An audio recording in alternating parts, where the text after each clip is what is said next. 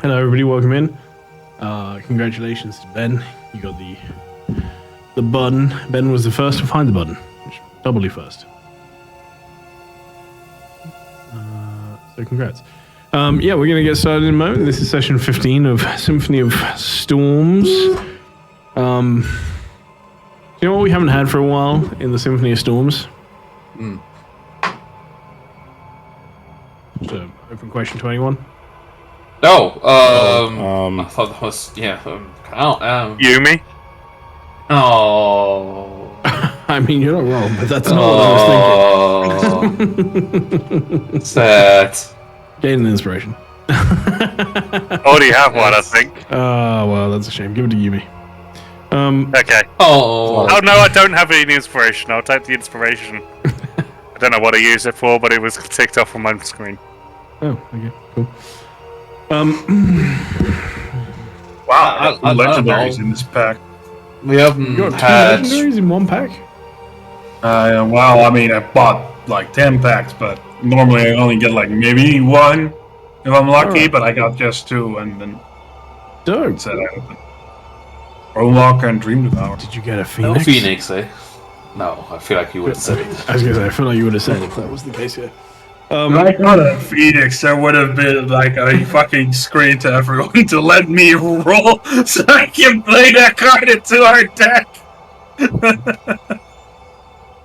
I started a challenge 30 days ago.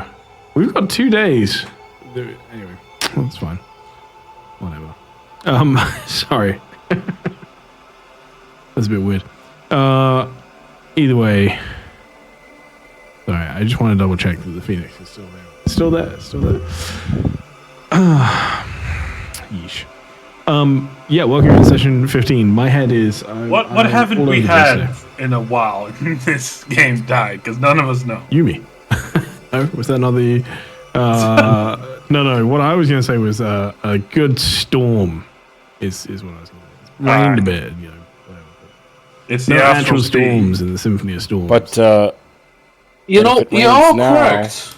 No, you are correct. but if Well, it rains and storms Delric now, stopped going to Paylor, so that's probably it.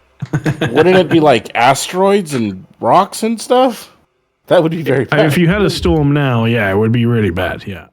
I mean, I assume we're not gonna be forever here anymore. You know, like This I is it assume now. we're gonna This is get the going campaign. back to the other material plane. No, this is it. Oh, 3 years later. We show back up. Oh, we're still on our way to the Valley of the Mage. Yumi messaged again. Sorry guys, so I got like content. It's the Mary Poppins version. Sorry. I forgot. I'm tired. Okay. I kind of like my accents were all over the place there. I hope no one will point it out. It's alright. It's okay. It's not like you're live or anything, my dude. It's fine. It's alright. He can't watch it right now anyway, so it's gonna also He's say in something Ireland. as say Hey. something as you know. Jack, thank you very much. We just hit the target that I was muttering about, so thank you. What the fuck? What's the the thing for the boxes? I hadn't really told anyone about it. I think I mentioned it briefly once or twice, because I don't really understand what they're doing. But the company that the cards go through, Streamloots, put a thing up a month ago, saying if you sell 100 card packs in the next month, we'll give you a free slot to publish an extra set, which we don't really need because.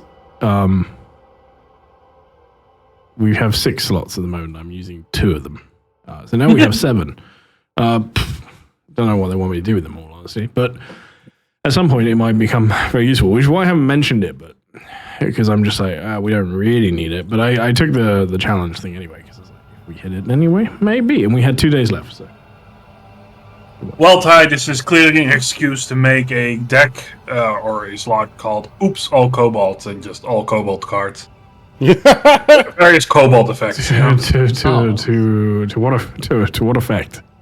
I don't know. They're Cobalt cards. They do all kinds of crazy things. I mean, I'll I'll let do it. it. I reckon that every cheese. campaign should be flooded with the useful advice of Barnacle Bob. Either that or you could do cheese and just do potions again. Use your cheesemonger knowledge. Yeah, but I feel like to have a card set, you need like at least, I don't know, 30 cards, right? Like minimum. You don't know 30 cheeses? No, I do. I mean, I used to sell 110 different types at any one There you point. go. Say the top 30 cheeses. Put them in 30. there. You don't even have to hit like you can just post like and use screenshots of the real cheese and very very good looking, and then that's the cards. Top 30 cheeses. I'm still not sure I understand what's happening right now. I will consider it a cobalt and cheese card pack. Cold and cheese. Why not? Cobalt and cheese. I just don't get what it would do. Like that would flood I the don't know game with either. so much cheese. Like that would just be cheesy, right? But like not in a good way. Anyway, You beat me to it. I can and bear it. don't. I've got too many of these. This was my job for years. That's the inspiration again. Yeah, de-inspiration. Take that inspiration out of me. Crybaby point. Damn it. All right, now you can definitely take it off. Everybody roll me a D100, please. By Was the way, that a I only rolled one Yeah, dice Edam. roll today. Edam's a cheese. I used my gun for it. Hey, 41. Well, she had to give it back, so she just wanted one quick shot. But Okay, now hold on. Actually, I want to feel it one more time. yeah. Explode. She did pretty damn kickback. good too. That's some crazy damage. All right. More that musket is. Boom, boom, boom, boom, boom. There's a bit of delay there. All right, folding. I hate that so much. What's wrong? It's so natural. Like Eva just doing that. I hate that. Was Eva doing the thing again? She was doing the thing again. Do the thing, Eva. Do it. Don't Go do ahead. it. I'm not looking. I'm not gonna look. I'm gonna look away. Freaks me out. Did you have a more violent version of that one? Either way, would anybody like to volunteer? I could help me wake up. All right. Sure. I don't want if- to if- take it from him. The fucking music is very ominous right now. Yeah, we are in a very ominous place, though. Yeah, but I'm just doing a I'll make it recap, better man. for you. Yeah, just for the recap at least. Come on. Thank you. All right. Ah, that's nice. Oh, what the? Damn. Ah, they're here. Go ahead. Give us a recap. What happened last time on Symphony of Storms? Okay. Well, last time, the session started off pretty crazy as the sky breaks, and suddenly we find ourselves somewhere else. Our entire ship seemingly having shifted somewhere else, where basically kind of darkness surrounds us, the void. With only a few lights in the distance, kind of very spacey looking, but very far, seemingly far away from anything else anywhere. The air feels strange, and most of the people on the ship fall to the ground as they seemingly fall unconscious. Yumi especially being very ominous about us. He seems to kind of like confused and afraid, and then just kind of like zoop, he's gone. lights out, and he just falls over. And yeah, we're like, ah, shit. All right. We kind of split up at first, as some people sort of search the ship in case some strange happenings happen. Alpha Magax check on the teleport device, the spell jammer. See if, like, I don't know if we can do anything or anything changed. You know, if there's anything going on there.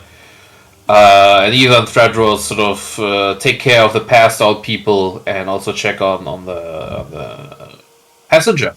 The last passenger, the other passenger that we have. Threadrose was there, in fact, the entire time, and as she sort of starts to notice, like, I don't know, something seems weird. The passenger wakes up and tries to tackle Threadrose, only being way too weak, and also tackling a big elephant lady is sort of kind of like, you know, that's not gonna move, it's gonna do anything. He just kind of plops a little bit, you know, against her, like, nothing happens. She's incredibly weak right now. But she seems sort of confused, a bit angry, you know, she clearly doesn't know what's happening. But also, worst of all, we don't speak her language. You know, she says things. We have the Threadrose has no idea what she's saying. But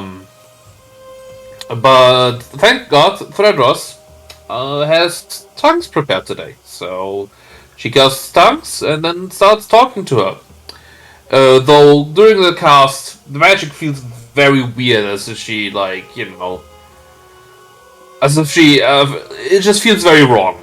Like, as she has to sort of take it from somewhere far away, or like, you know, it's as if, you know, Halo is not really here right now, and it's all sorts of wacky and whack. But yeah, after Chunks is cast, it still works. She can talk to Oriah as she introduces herself, our passenger. She's very confused. She clearly doesn't know what the hell Threadrose is. You know, she probably has never seen something like Threadrose before. Her language is a bit sort of draconic, like in the sense it's like it seems to be derived from the draconic language, like, you know, probably similar script, but definitely not the same, which is why things are kind of difficult to understand.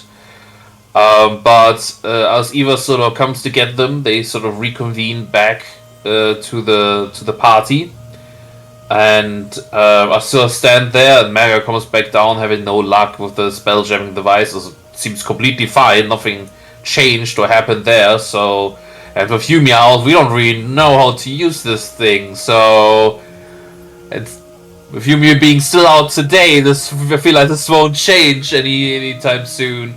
But who knows? But yeah, we reconvene. We sort of introduce ourselves. Raya has a couple questions to us, like, you know, who we are. Threadrose has told her we are adventurers, and, you know, that same sentiment has been sort of reiterated as she asks again in the group.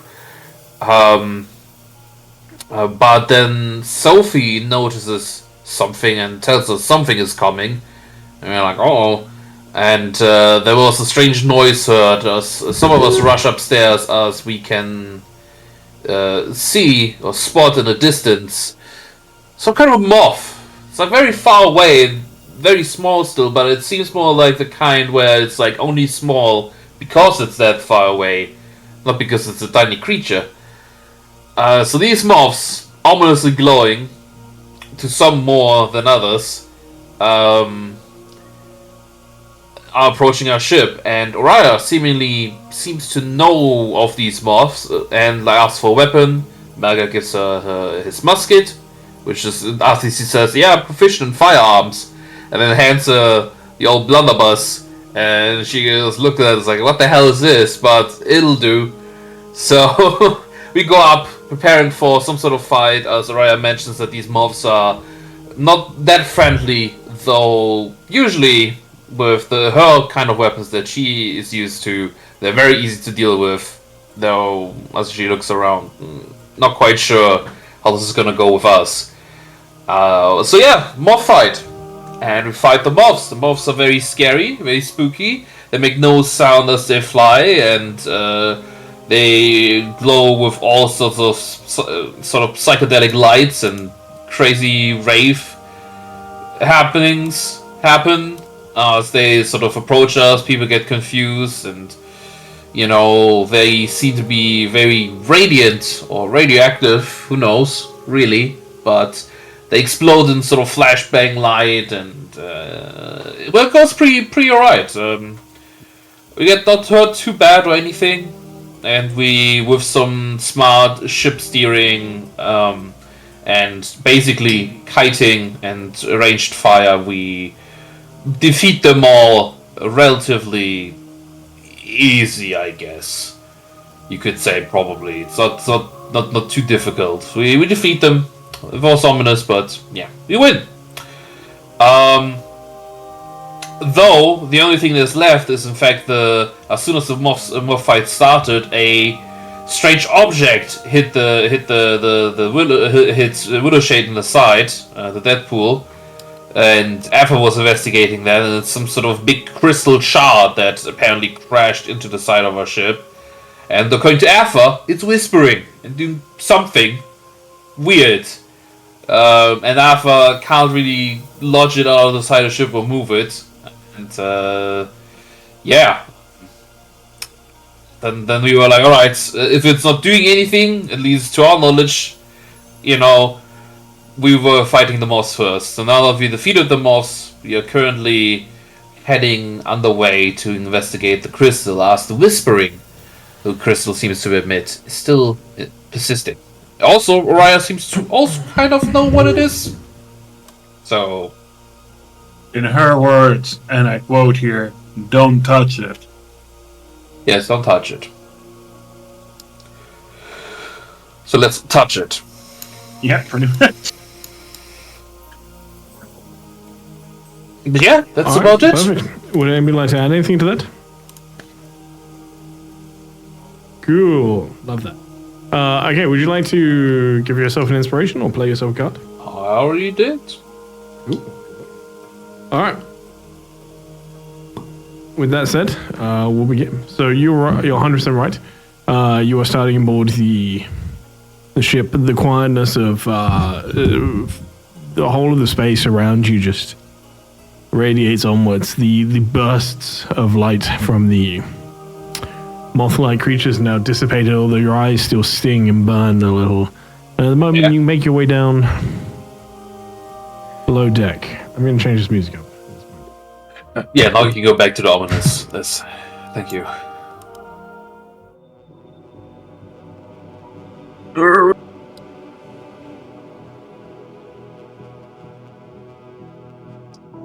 As we head down, I will ask Orion. So Orion,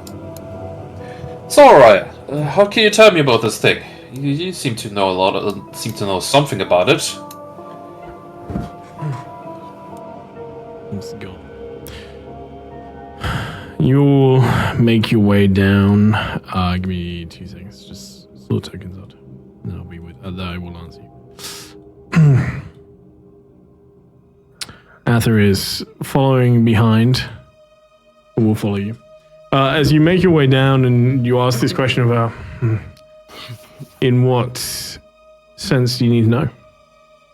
Well, can we do something about it? I assume the whispering and the fact we they're not supposed to touch it makes it not like the friendliest whispering stone, right?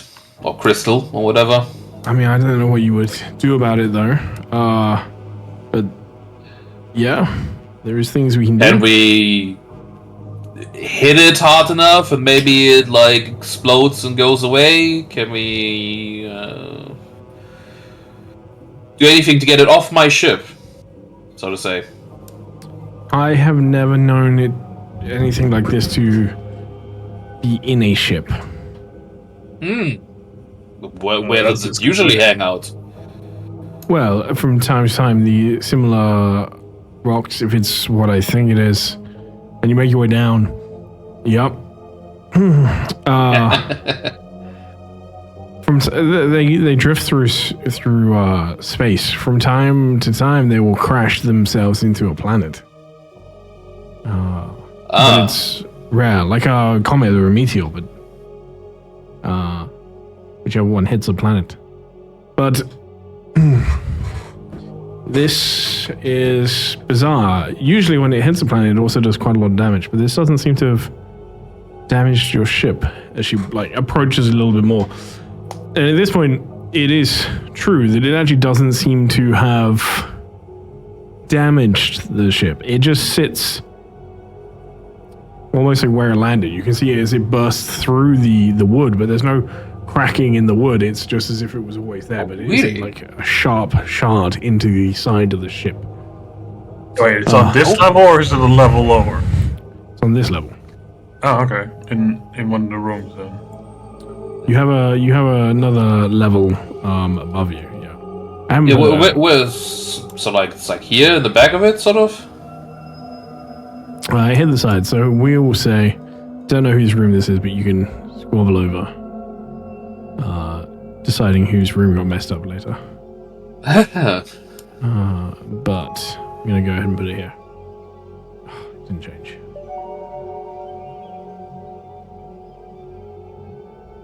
All right. That's. That is the size.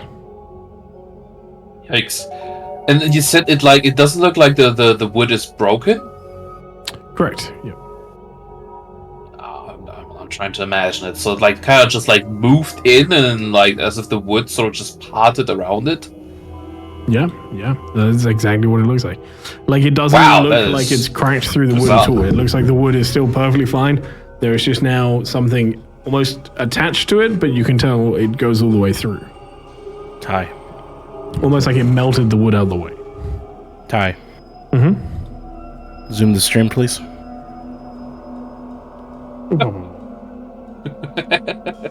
That is very far out. Yeah. We're in the far reaches of space, everybody. You want to So Malgak sort of as his form fades back to regular Malgak, so has his hands on his hips and that's a crystal. All right, and we're not supposed to touch it because I assume the whispering does something to you. You can touch it if you like. I've never touched one. But I haven't heard great things about them. They are beacons for demons to communicate with you. Oh! Wonderful. What kind of demons? I don't know. Demons. What types are there? Oh, they are very colorful. Demons tend to be very colorful. There's quite a lot of them. You know about demons? Yeah, I do know about demons. Where we come from, there's quite a big issue with them right now, and there's quite a lot of them around. Big problem. Big demons?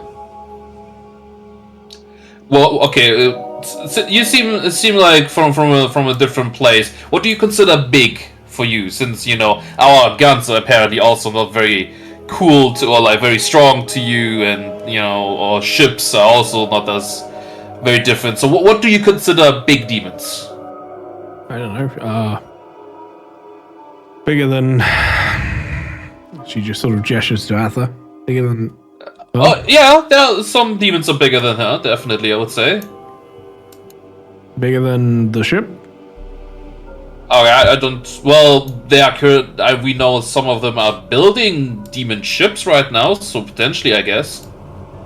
Also, strictly speaking, wouldn't there is one demon that would be bigger, isn't there? That you made? I mean, I guess so. Yes, definitely. No, I would say there are demons bigger than the ship. Wow. Okay. Well, I haven't seen any bigger than the ship, so that's. You win, I guess. You happy It's about not a competition anyway. Yeah. It's so stuck or Huh. what do we do to get it out? Because the whispering is starting to get to me. don't know. Is it? So looking at this now closer, is it like further moving in? I'm like imagining it's maybe potentially trying to just go through our ship. You know, maybe it's like going a location. Is what I'm thinking too. We're just in the way. It's just static now. It's not moving anymore. No, it doesn't. I mean, unless it's incredibly slowly, but no, it basically just doesn't look like it's moving. Just stuck in there. The whispering obviously continues throughout this time, and you start to get this like different sense. The air still tastes horrible, foul, but the scent with it begins to change to the scent of fire and salt, like the sea Sulfur. air combined with ash. No sulfur. Hate sulfur. I have Captain, in lack of, having people know this stuff, we can understand this stuff, me being knocked out, I vote for just smashing this thing out and not touching it physically, but touching it with my hammer and see if I can knock it out that way. Yeah, sort of like hitting a nail, sort of get that back out. Yeah, kind of like I was thinking of that too. Alright, is hitting it a safe thing to do? Have you maybe seen someone or heard someone like attacking a crystal like this and something happening potentially? I feel like we need to talk about certain things.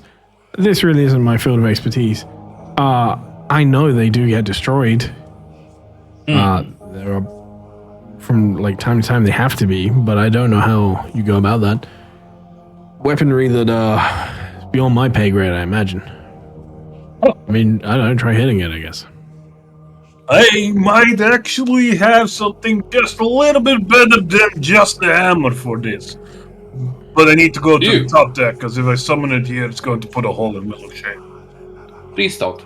Yes, I quickly stomp back up to the top deck. I hope this works, because I have no idea what the requirements about this are. I attempt to summon forth the lightning spear. I don't remember the name. It's somewhere in my notes. Alright, what are you doing to summon it? What I normally do, where I hold my hand upwards to the sky, and realizing that problem right now, there's no sky. I mean, there is a sky, I guess. Define sky. You do not feel any resonance here. As you put your hand up, you sort of try and pull the energy towards you, but there is nothing comes. It's a problem. Come stomping back down. Okay, bad news. I cannot summon my thunder spear, the lightning spear, and that is a godly weapon. I feel like there's not a lot of clouds or anything or sky that can summon the lightning, right? I don't know if it works like that, if I'm entirely honest. It feels like the connection has just been severed. Alright, I can hit it with the hammer now. I have to say, I really want to touch it, but I really want to touch it badly. But no, go ahead. Let's see. Maybe let's take cover in case there's some sort of backlash. It's probably gonna be backlash. Hey, Jürgen, before you hit it, Thrados, could you maybe patch up Jürgen a little bit? He seems a bit, cut up. I was going to say, Yes, Eva? If I help you, Melgak, it should be possible for you not to be overtaken. We don't even know what it actually would do if we touch it. We don't know if there's any sort of overtaking happening here. Maybe whatever those whispers are, we just want to talk, The worst case scenario is that you become possessed, I would imagine. Start attacking all of us. No, but let's prioritize getting this thing out of here and then trying to fix our ship up. I feel like Willowshake currently does not like having a giant demonic crystal stuck in her side. Guess it benefits her for being unconscious at the moment. I place my hand on Jurgen and have a little prayer to Aylor. Oh, I need to roll again, don't I? There's nothing happening. Nearly was a 3 on my screen. You can use your inspiration. Oh. I can, yeah. Do I still have it? Or have my cheese jokes driven it away? No, It'll be re-reapable. That one sucked.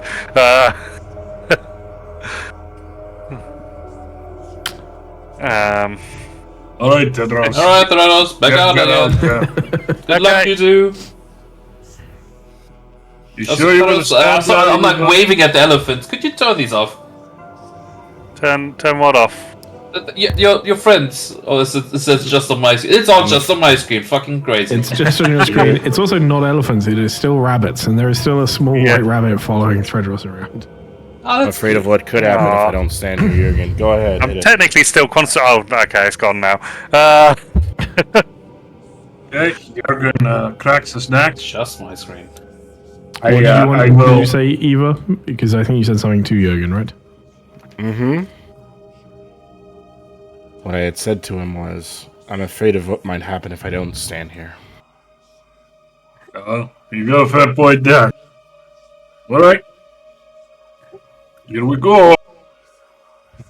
And I will attempt to recklessly hit this thing. I don't know if we have something I can just smack. Just roll. Purpose me a of attack roll. bonking it out of the shit. Just don't target anything. That's pretty solid. Alright. In case it matters, the whole damn story.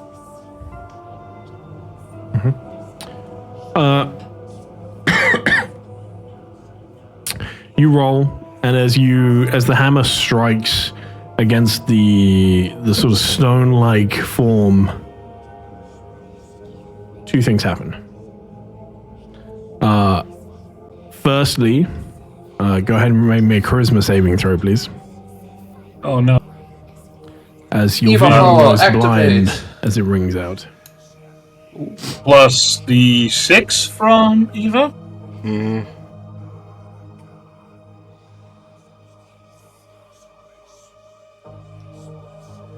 Yeah, you just need to tell me what your bonus is. Did you give? That's +6.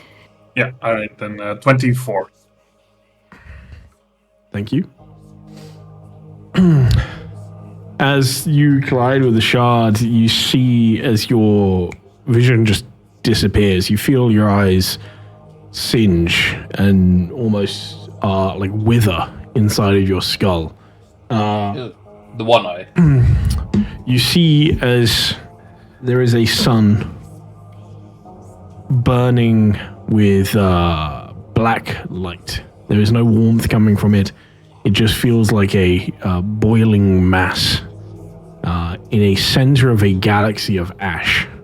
And Wow. there is some form of planet there, but it looks wrong. It seems like the wrong coloration to be your planet, the one you know. And you just see yourself as if from a very long way away, standing amongst a couple of pillars of burning flame and glass, just like sand all along the floor. Just tiny, tiny shards of glass everywhere. And you just see yourself looking around, completely blind, as if searching for something amongst this scene of just pure carnage.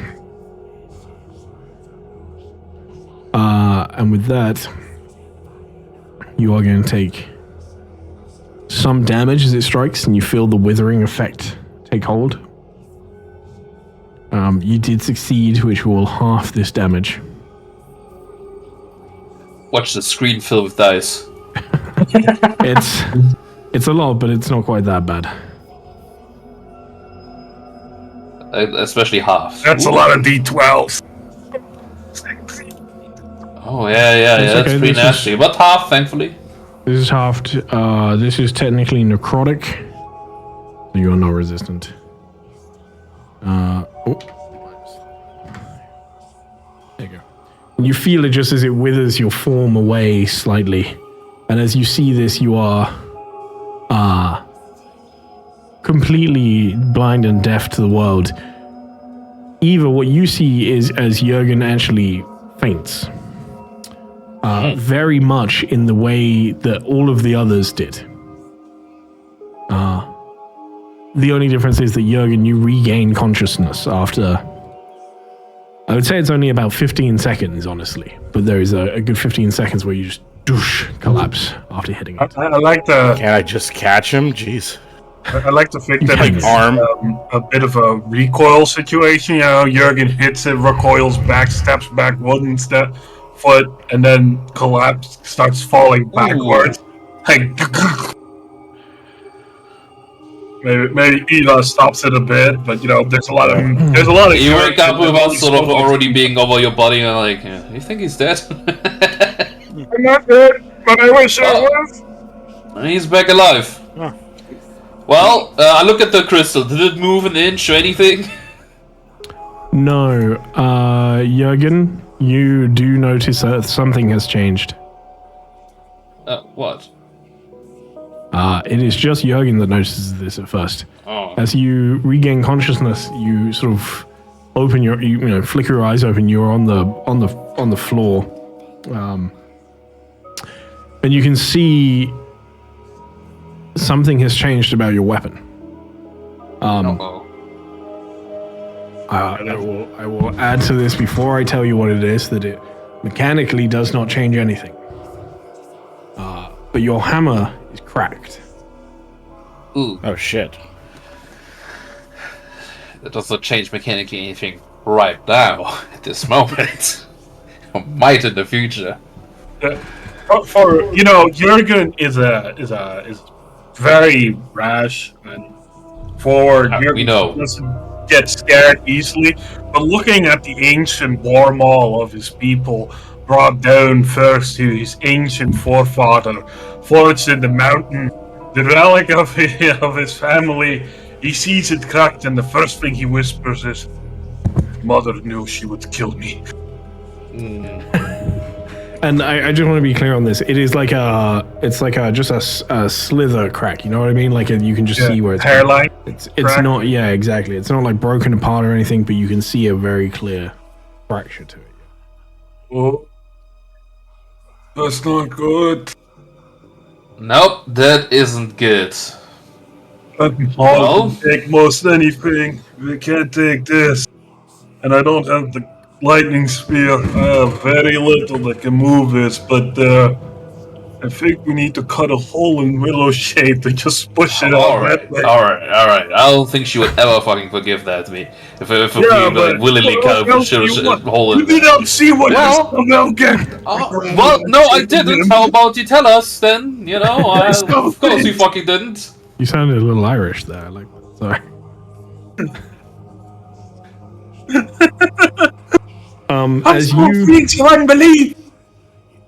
As you stand up probably at this point, all of the rest of you see something else about Jurgen that has changed in this moment.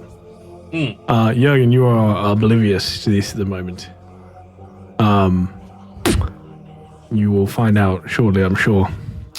You will see a mark on Jurgen's chest at this point. It is, it appears to be some form of, like, scarring, I guess. It almost looks like an electrical burn, but not quite as, like, gnarled, almost as if it had, like, completely healed over, as if there had once been a huge wound there. But there's some slight symmetry to it that makes it look almost deliberate. So it's like half scar, half tattoo on his chest of sort of lightning and just swirling patterns. Yeah. Well, that looks sick, though. I'm not sure that, I point that to your chest. I'm not sure how you got that from this interaction, but... What the hell? Jurgen having trouble, looking down. Also needs to find a mirror. What the hell? It honestly looks like, and as you look at it, you feel the pain as it tingles with energy, and as it seems to be more like under your skin and pushing out against it. It is almost a burning crest, and you now feel it very sharply, like pins and needles and stabbing pains in your chest. And it looks a lot like almost like a tribal war sigil, like torn apart. And you can feel the energy from it, very much lightning and sort of distant crackling thunder. You can feel it trembling in your chest. Feeling alright? Oh, I feel like I'm gonna vomit. Alright, well, you have a sit down. Let's go out of the room. Get out there. Alright then. Don't touch that thing. The things I saw, like I don't know how else to describe it. It puts you somewhere. A world of ash, a galaxy of ash. Destruction, fire, the usual shit. I don't know, it was horrifying to see. It like happens in an instant, it assaults your mind. And then it hurts. When I fainted, it attacked me somehow. Like as if Okay. it was draining life force. I don't know. I just feel bad. I see. I'm getting a bit closer. I'm not touching it, but I just want to listen to it. I'll listen to those whispers. Not touching it yet, but I want to try to identify some of those words. Basically, what I'm trying to get at. Okay. I still have contacted, don't I? Or would it not translate the words? This, I don't think this would apply for tongues. Okay. Thought I'd ask. Crystal doesn't have tongues. Any spoken language? Yeah. So, no. Sorry. It's not really spoken, is it? So Technically, there's a technicality here. It is a technicality, but I'm going with it. Yeah. that's fair. It's fine. It was more of I was kind of pushing it out there, seeing if do I shortcut this, or can I not? That's very fair. Very fair. So you want to try and listen to it as well, Melgek? As well, I mean, I guess, yeah, no, that's my intention. Yeah, I just step forward, get my sort of ear sort of in this direction. I want to listen if I can understand what some of those words mean. Not touching it yet. You get closer to it, trying to understand what is being said. I will say, go ahead and I would like a roll from you, please. This is going to be a wisdom saving throw. You have a +6 from Eva before. So, yeah. Oh, I'm still not rolling great. Okay. A 12 is not enough. You do not understand the words. I was thinking of potentially re-rolling this. Where's my inspiration?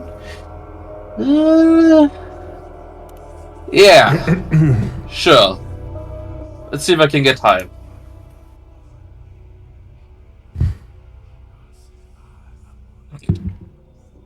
Incredible.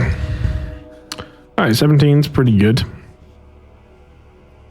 You feel it reaching out to you as you listen into back to it. The words, though, there is something familiar to them, but I don't think you understand their meaning. But you also feel like maybe they don't have a strict meaning. It feels like almost somebody is trying to commune with you through feeling.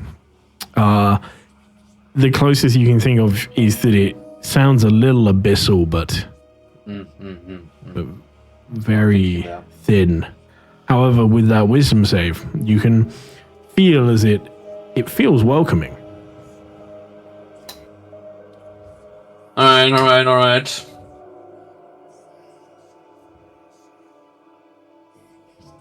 Well, we can't punch it out. It is certainly a strange crystal. So Melgag leans back again as he was leaning forward to try to listen in it.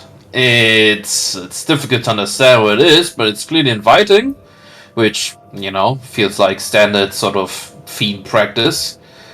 You hear Verima's voice. Yeah, okay. Well, Melgag sort of, once again says sort of,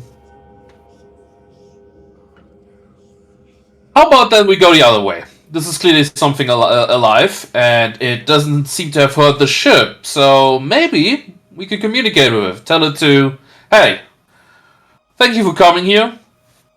Could you please get out of the ship? We're trying to move on here. Seems he has some sort of, as usual, waves his hands, warping ability, so maybe it can just, move itself. I say that sort of to the group. I don't. You really want to touch them, don't you? Sorry, Orion, say that again, please. I do not think the demons can usually be rationalized with. Yeah. You would think so, wouldn't you? Smile at her. But, let's try it anyways, I would say. I don't see this going anywhere else, because I feel like as long as this thing is in our boat's not gonna go anywhere. Poor Willow-Shade's probably having a really bad nightmare right now. I sort of turn around and sort of look at Eva. Just, stay close just in case, alright? Okay. And Eva, do you have that spell that you, that little dragon cast on me? What is it? Protection from evil and good? Mm-hmm. And you cast it on him for now. On Melgak? Yeah. Okay. So I'm gonna pull my holy water. Right. What the hell? ah! The face! Alright, I forgot about that. Okay. We'll roll 2d6 then.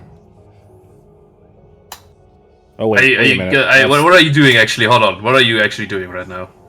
I have to cast this on you, but I need holy water in order to cast it.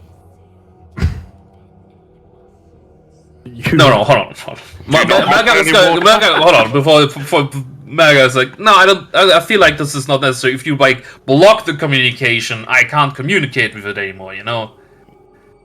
This might be sort of counterproductive to what I'm trying to do here. Yeah. Be there in case something happened. Then you can cast it afterwards on me. Still.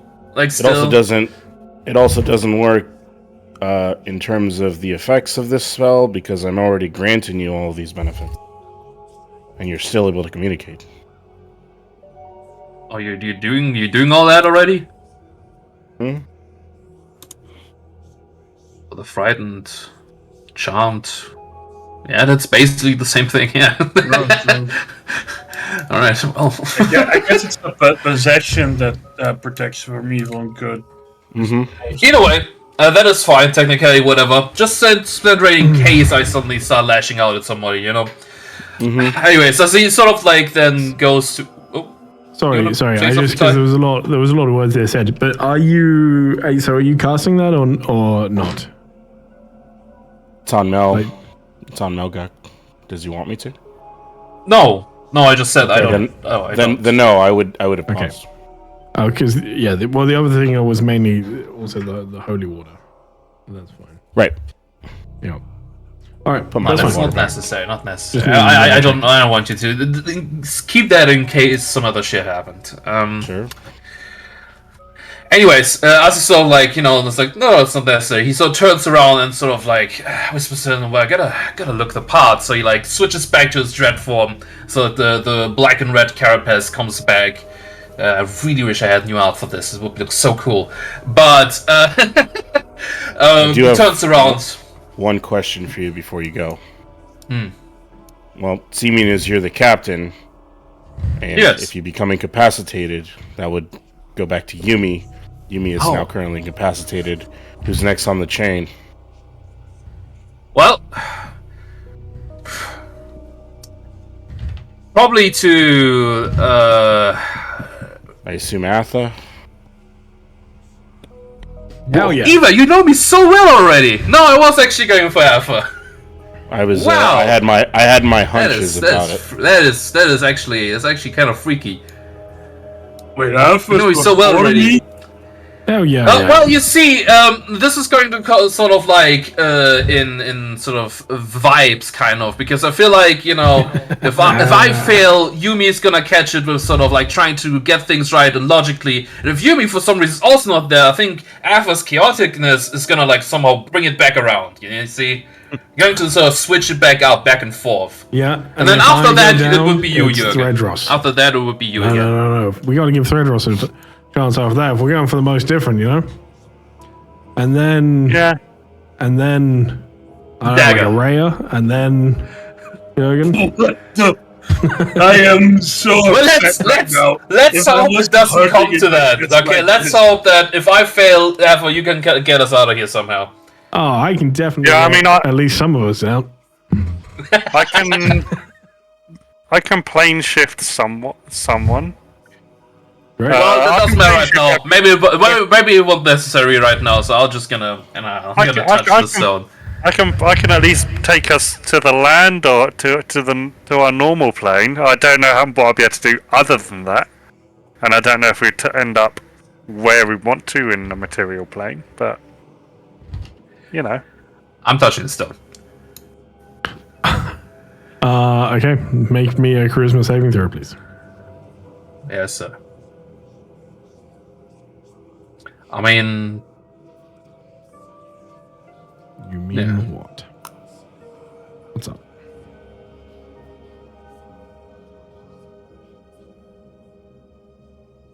oh, there you go. All right. Eva, are you catching Malgak as he passes out? Yes, of course. You Put me on the bed.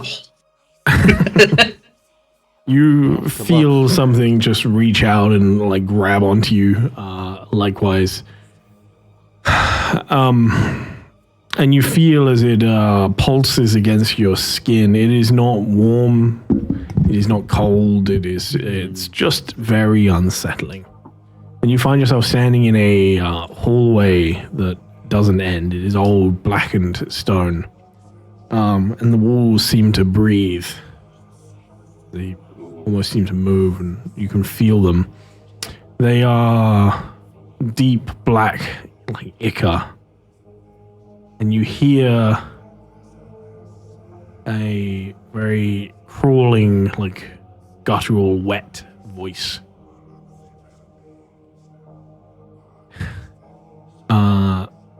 And you understand this one.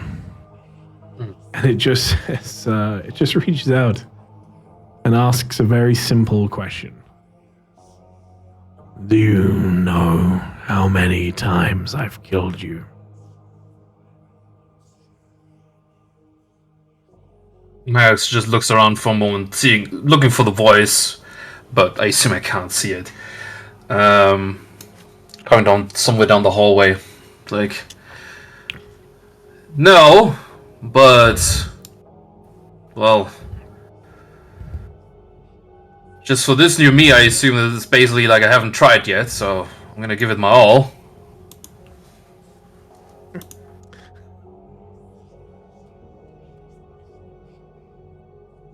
From the ceiling, you see it unfold.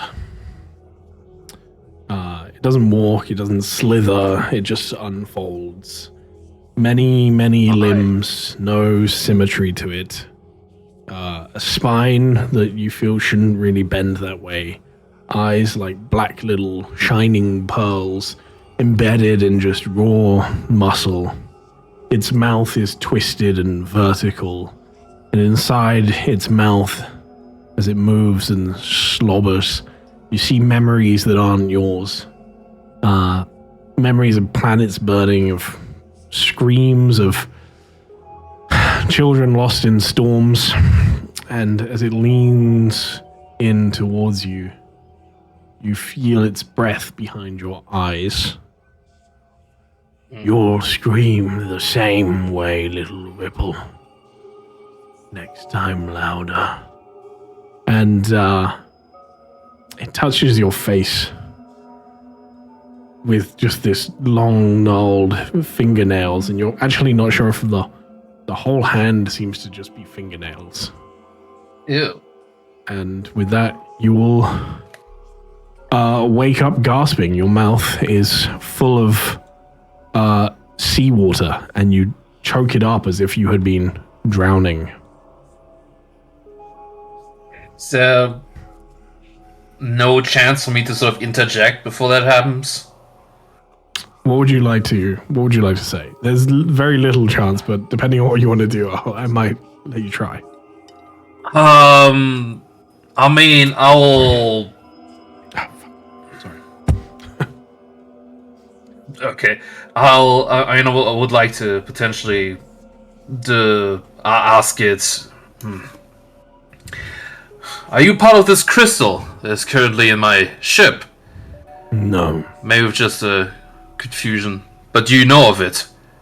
No.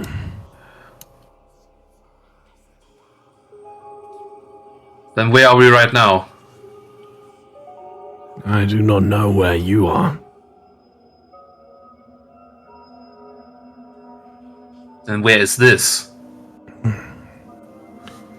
You are in your head. I am in this hallway. Very far from you. Where's this hallway? It doesn't exist anywhere at the moment. Just a place unnamed. Nobody comes here, so there is no reason to name it. Then who are you? I'm not sure.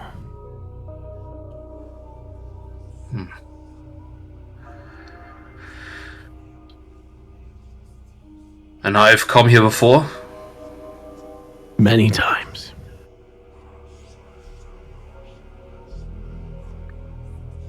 Why? You never live long enough to find out.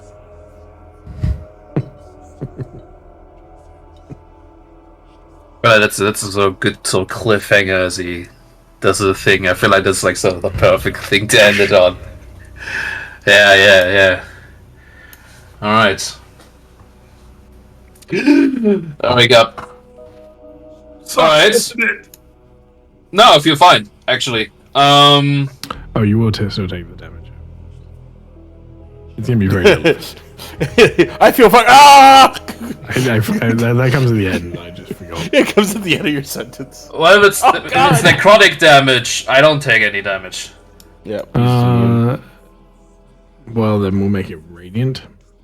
Ah, come on! Whoa. It's very much the case of radiant or necrotic. It's kind of the same deal here. Okay, man. Radiant is non-lethal. It only gives you skin So cancer. if it's the same deal, that means the resistance applies for both, right? No. Well, no, so I go It's first okay. and It's like, very oh small amount of no, damage here for it you. comes! Yeah. You know, It took a moment to realize what it wanted to do.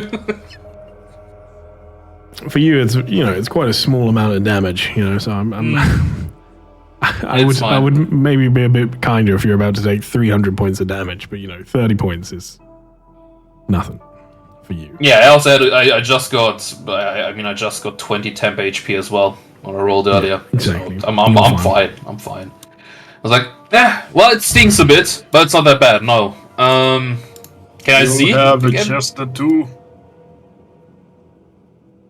Do I see again, Ty? Because I still have the blind condition. What is I that? apologize. It does take a moment for your vision to sort of fade back. You have that same feeling of the sort of something whispering behind your eyes for a moment. And as it fades, you regain your sight. Mecca just kind of stands up. You also have a mark on your person. Is it so? Yours Well, is I don't not. know it at the moment, right? Yeah. I was going to say yours is covered. but you can certainly feel the tingling, like your skin burning, but not like burning with fire. It's more as if your skin is hungry. You can feel it all around your collarbones.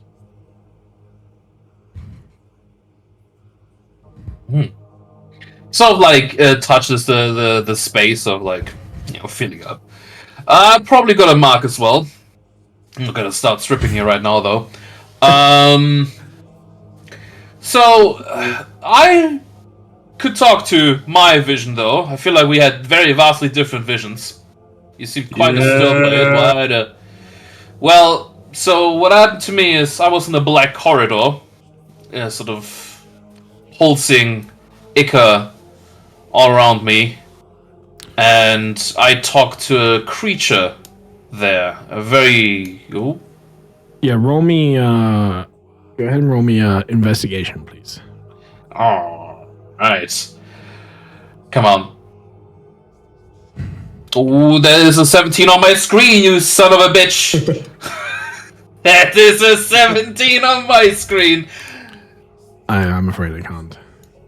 I saw that, so it's like halfway, it was like the wall stopped it, but...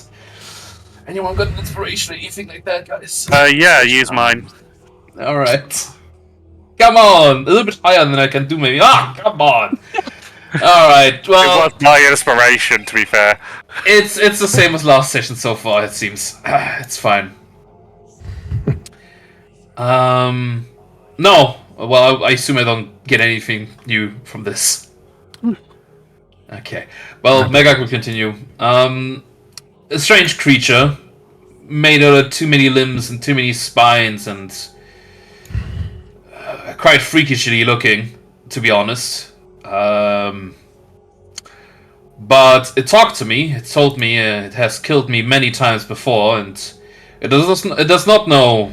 Well, really, maybe it does know, but it didn't tell me exactly why I came to this corridor multiple times before. Seemingly, I never got as far to figure out why I'm there, and it does also not really know to tell me where exactly it is, as it seems it's in a location that doesn't really exist. Very bizarre conversation, but it also told me that, well, I wasn't really there as well, and it's not the crystal, so I think what Raya mentioned, that this is some sort of potentially, maybe, at least that's what I'm gathering here, this is some sort of communication device, potentially. Contacting other demons, or maybe entities, or sending out your vision or something. I look at the crystal again, and hasn't moved or anything, right? Correct.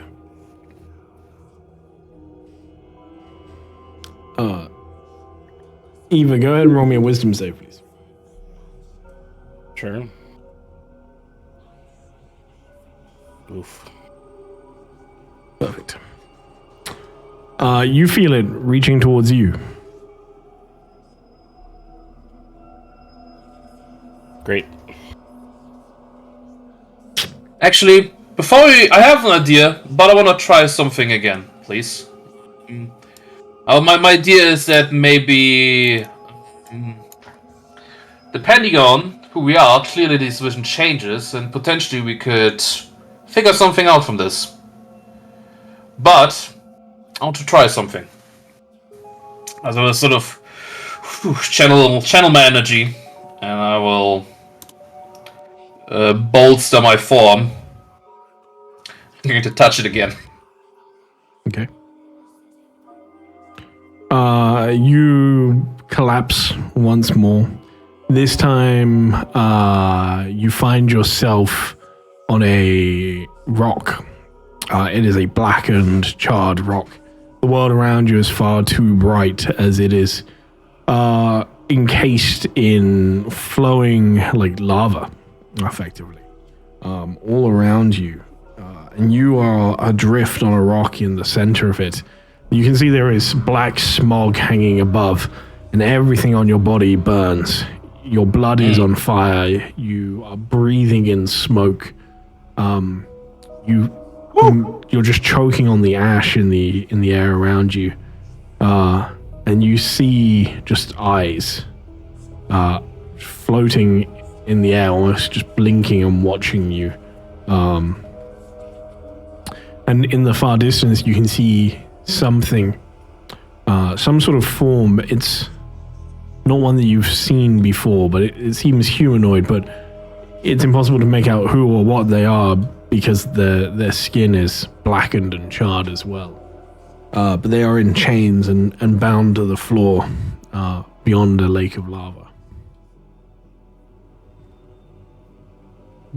Beyond the lake or beneath? What was Beyond. They are on another rock far away from you. Whoa. You only experience this for a few moments. Okay. You can try and do something, but it will fade pretty quickly. Well, I'm not having a great time right now, but I guess I can't see beyond the sky, right? At the stars or anything.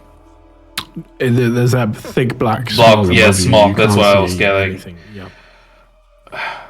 I will shout at the person on the other road, hey, as much as I can in my current situation. You try and see if they react, if they're alive. They do react. All they do is scream in agony back at you. Go ahead and roll me insight. Ooh. I'm great at all these checks. Hey. Oh, this one I know. You wake up splattering ash this time, burning hot ash. And it still sizzles as it hits the wood beneath you. And you realize in this moment who the one in chains was. It was you. Oh, I see. Go ahead and roll with that charisma save. Oh, okay, I was hoping you didn't make me roll because, this time I already automated to see it took the last one, but I see how it is. And this one's a good one. Plus 6, 36. Did you just take 130 damage halved? 20? Is this fire this time, maybe? No, it is still because it's not necessarily like what's happening in the scene that's giving you the damage. It's not. It's not connected like that. I wake up. I go this time, sort of on my knee, okay, different vision this time, not the same every time. Figured this one out. Also, this one was a lot worse. So spit still some ash, sizzling ash on the ground. Ooh, okay. Okay, I was hoping maybe I could converse with the guy again. Maybe figure some things out in my second run. But no, this time I was on some sort of molten fiery plane and there was rock and lava around me and I saw the vision of a person chained to a floor and charred body and it might have been me. I would like to not say it was me, but I feel like it was me. You do look fairly injured. Hang on. Yeah, I have noticed. Okay. That was not a great experience. Okay, so different vision every time you touch it. Good to note. We can't just get the same one again. I lay a hand on Melgak and say a little prayer, just to kind of give him a bit of healing. Mm-hmm. And I roll my d6. Hang on, some of those ones should be re-rolled. Did they automatically? Because I'm supposed to re-roll ones, aren't I? For healing. Very possibly. I'll edit that. Go ahead and just roll me a d8. And then I need a... I mean, I don't know for certain. I think I am. I can't remember though. Okay. I imagine it's a heal life cleric thing. I think. That's all right. I will can't check. see it, so I might be on your armor. It might be on my armor, yeah. Yeah. D20. And another one. Not another one. Damn. It's not wanting the spells to backfire without Yumi here. Fair enough. All right. What are you doing? So, man, I feel like this would be all very much more scientific and smarter if Yumi was here, but, well, my next idea would be, maybe we all give it a try, we prepare as much as we can, and then see what we get info out of it. No! What? Multiple of us? No, not at the same time, Jesus. No. We need backup in case, things go really bad. Ooh! I taste all sorts of ash in my mouth, this is bad. I'm gonna get like a water skin. It's a very gross feeling, yeah. Oh, well, actually, There's some holy water in here if you want that. Don't do anything crazy. I'm gonna go to my room for a moment. Shall we have a party while he's away?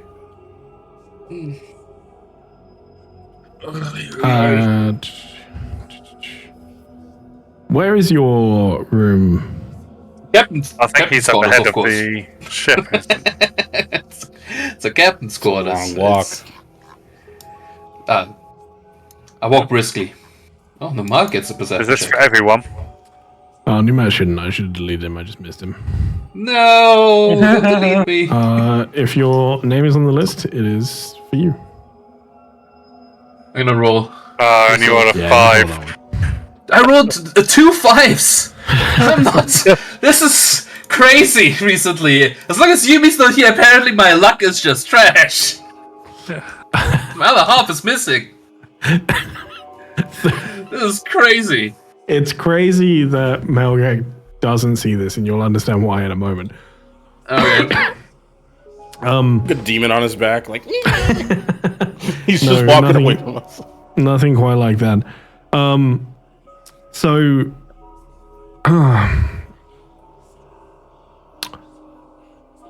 Threadros and Eva, you two are the only two that notice this. Now, it does complicate matters a little bit more because of Melgak leaving.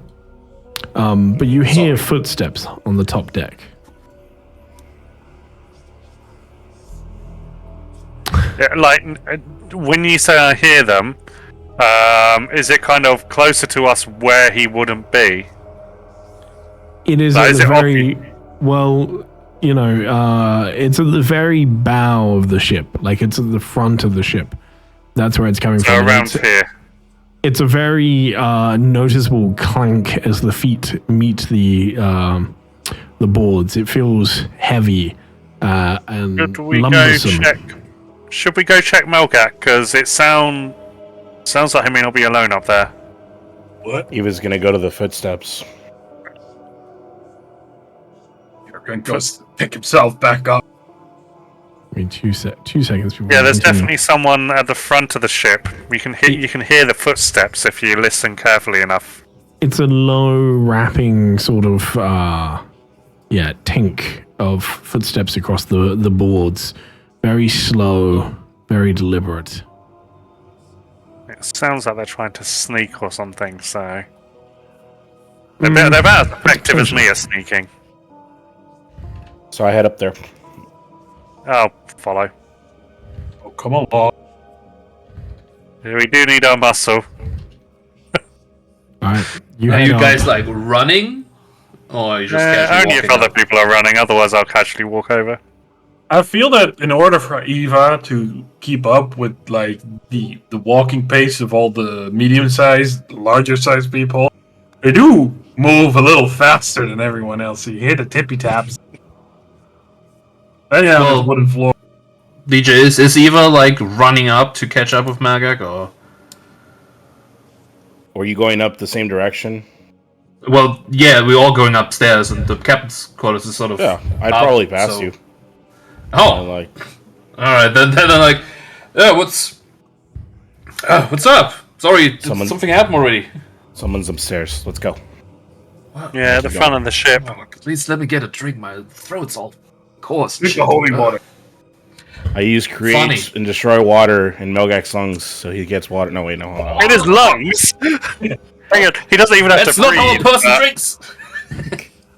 That's how all the works on kobolds Asgard. do. How it works really- on Asgard? No, I Kobolds don't always have inhale Asgard. their one. Also, No, the but I world- guess I follow them. I'm not that much in a rush, but I'll follow them for now. Oh no. Sorry, give me 2 seconds.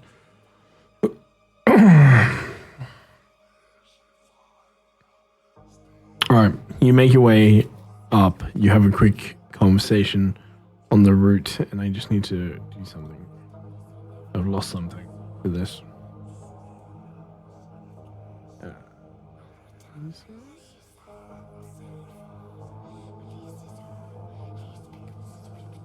Alright. Yeah, you make your way onto the top deck. And you do indeed see something moving. Threadross, you said that it sounded like it might be trying to hide. Yeah, I mean, if you said it was trying to be slow in that, so it sounds like they're trying to be trying to be sneaky. It is that was just how slow. Yeah. Oh, okay. As you make your way up onto the top deck, you realize that it is not trying to be stealthy.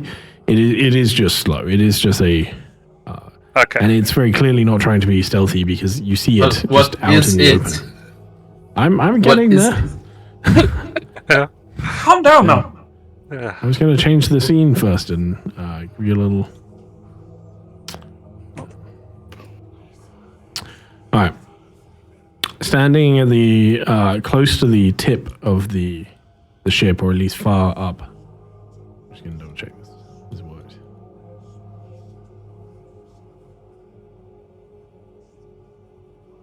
You see a figure, large, standing. Actually, probably roughly the same size as Atha. So big, but not monstrously big.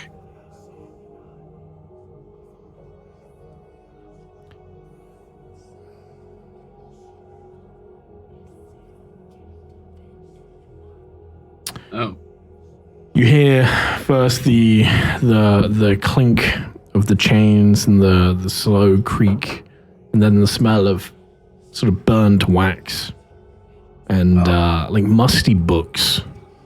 And you see just a humanoid figure, sort of arms, legs, a little too many arms, but standing in a patchwork of vestments of, robes and frayed and stained and embroidered with weird patterns. It wears a heavy cowl and this carries several lanterns that light its way. It has a pure metal mask on that seems to glow underneath. It's a sort of disc of metal etched with spirals and ridges that seem to pulse like veins.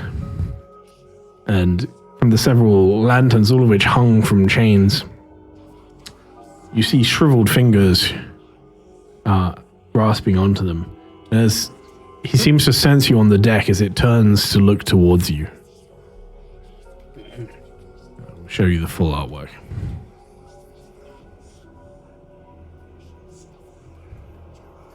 Cool. Ominous.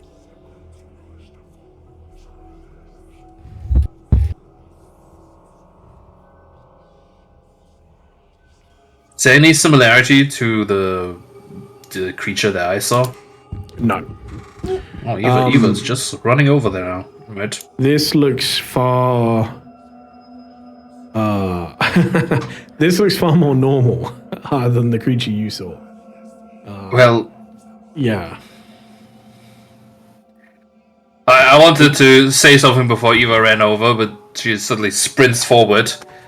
So I guess we just join over there now. Are you, is that what you're doing, Eva? Are you moving as fast as you can towards this thing? Is that... Mm-hmm. Okay. Maybe we shouldn't just run at it suddenly. Yeah. Best case scenario, it's not hostile, but get startled. It's alright. Is it? Well, as I walk over, I try my bit hardest to clear my throat. Hello!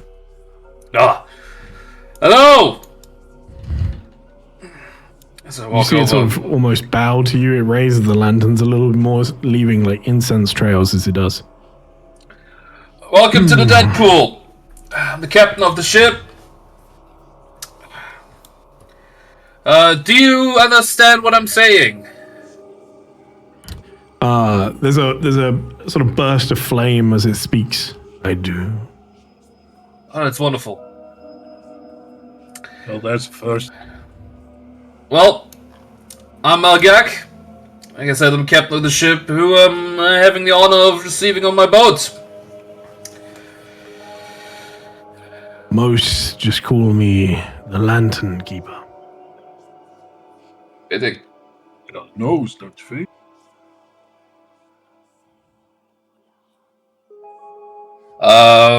Well, how can we be of service? Why are you exactly here? Did you just see a ship? Well, curious. It's a normal reaction, to be honest. Would like transportation. Ah. Huh. If I may ask, where exactly did you come from? So look around, I don't see really another boat or anything, right? I came from. Hang on. Let me bring up my ticket. I was born of Verilos. What? Alright, Is a that's keep. interesting. Oh, sorry. The Beverlos is a keep, he said? Is that what he said? Verilos, the keep. Indeed. What plane does this keep on? The material plane. Oof. Interesting. Say, how exactly did you get here? It has been far too long time for me to tell you how I came to be here. Okay, I'm not very gonna pretend I cryptic. understand those time shenanigans.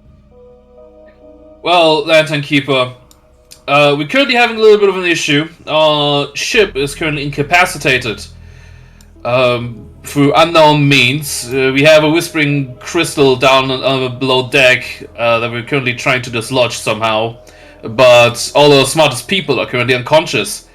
So, ever heard of something like that before? I feel like it might be the reason why our ship is currently unconscious as well. It is. Hmm. I get will it out. offer you a trade. Oh. I will rid your ship of that shard that pierces its side, and in return, you will take me with you. Can we know where exactly you want us to? You want to be? Well, you want to go? Oith. Voice. What's that? Oh, that's kind of where we headed, I think. I know. Yeah. So,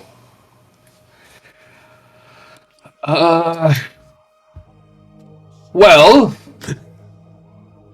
so far that doesn't sound too bad, but I I see. looked over to the captain though, and I whisper a bit to him as I said, like, you know, it's kind of convenient that the man who can rip the shard out is now on board and needs transportation.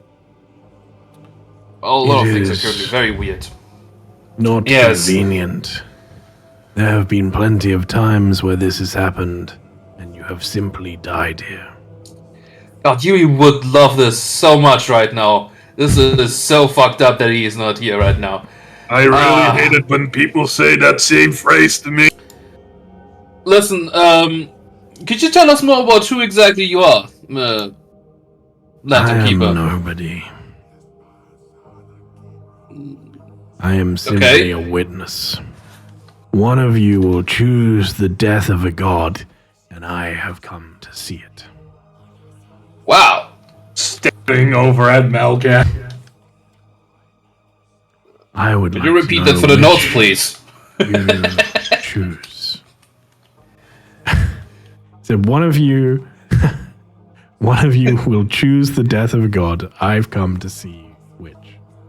Choose the death of a god. Okay, that's the first part was kind Ava, of went under. Ava's gonna look down and think about what he just said for a minute, and then she's gonna slowly turn her gaze over to Threadross, and then realize something, and then look away. I mean, I think Threadross realizes that I don't think she thinks it's herself who's going to choose it, but I think she realizes what's being said, and she is a bit kind of like, what? Well, as I shake off my transformation again. Whew. Well, Don't really have a choice. so far that doesn't sound too bad. So will you just be on this ship in the form you are right now? Is this going to be some sort of spiritual travel? I was basically thinking how we're going to have to explain this to potential people that show up on this boat, that there's a big sort of multi-limbed lantern keeper guy. Once we arrive in Oath, I will take my leave. I will see. not burden you. I see. You do have a choice, Jurgen. Uh-huh. You do not have to take this deal. You will soon figure out how to remove the shard yourself. Yeah, I don't think I told you my name, but I shouldn't be surprised about this anymore. Could you not just tell us how to remove it then? Unfortunately, it does not work like that. I am only here to observe. This individual is a watcher. Likely. Watcher. It sounds like it. He was kind of like Heimdall. He could observe things from very far away. He has knowledge of all different manner of things. It's not surprising he probably knows who we are. I see. But you are locked to only travel between the astral plane and can't physically shift into the material plane of Urf. You are not in the astral plane. Wait, where are we? I've figured as much, honestly. What is this place called? What in the nine hells are we in? I feel like I heard things like if in the astral plane you can just think and then start flying, and I feel like none of us have done that yet. So I feel like we are not in the astral plane. That's like a good indicator of that. Like no expert, but I heard about that thing. It sounded very fun, and none of us had started just like floating about. Also, I feel like you don't need to breathe in the astral plane, and we have an extreme lack of oxygen out there. So It nods. Yeah. Sort of agreeing with what you're saying. I get that we are not in the astral plane. But then, where exactly are we? Because, Well, we were just doing our own thing before the sky literally tore open. Well, Oriya, this Who is is once with again just me deducing. Oriya seemingly knows this place somewhat, so I assume we're in her version of space or the astral plane or whatever it is. We just call it the ash path. The what? The ash path? Mm-hmm. Well, I guess we're there. The ash path then. There's different... Anyway, it feels irrelevant at the moment. Well, you're gonna still squinting a bit at our new arrival. Now you wanna use detect evil and good. Alright, That's my Jürgen, eye. have you discovered... Oh, okay. Oh, sorry. Everybody's evil. Everyone's evil. If there's an aberration, celestial... I don't know, Fey, Fiend, or Undead within 30 feet. Oof. I mean, in Sure, theory, first it of all, has to fall into something, so I will say that it pings aberration, celestial...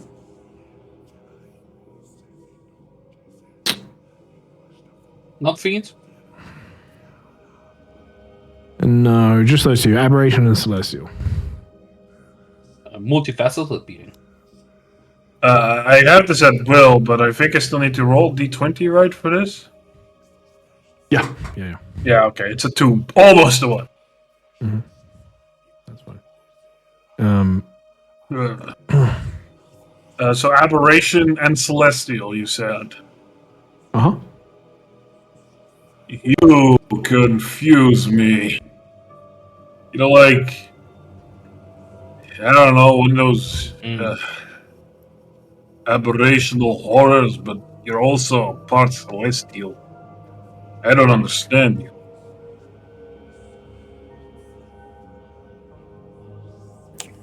It sort of just nods along, but it doesn't say anything to that.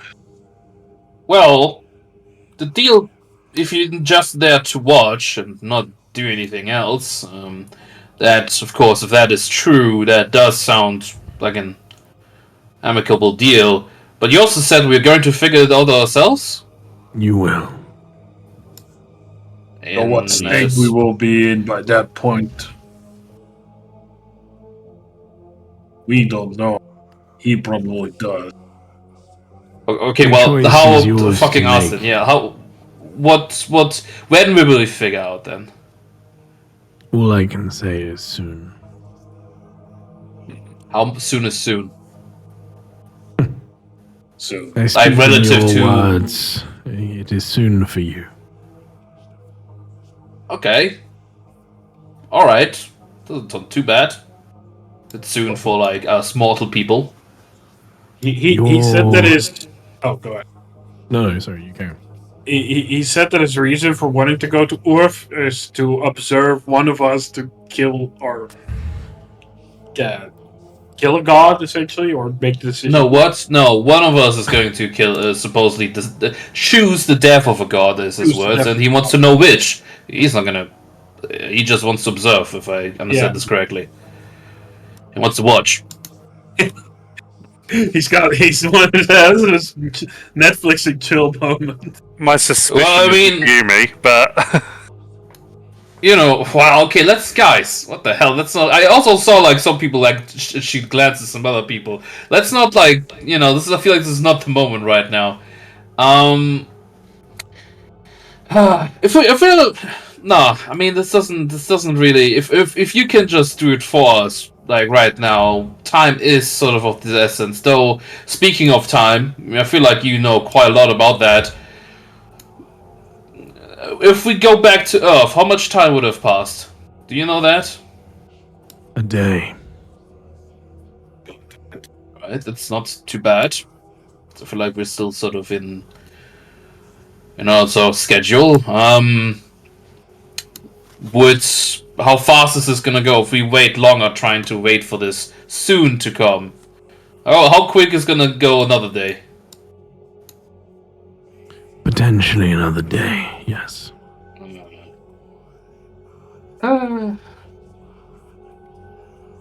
Well, that's not the only thing I'm worried about. Everyone who's knocked out, I don't know if they're just gonna stay unconscious or if they're gonna get worse.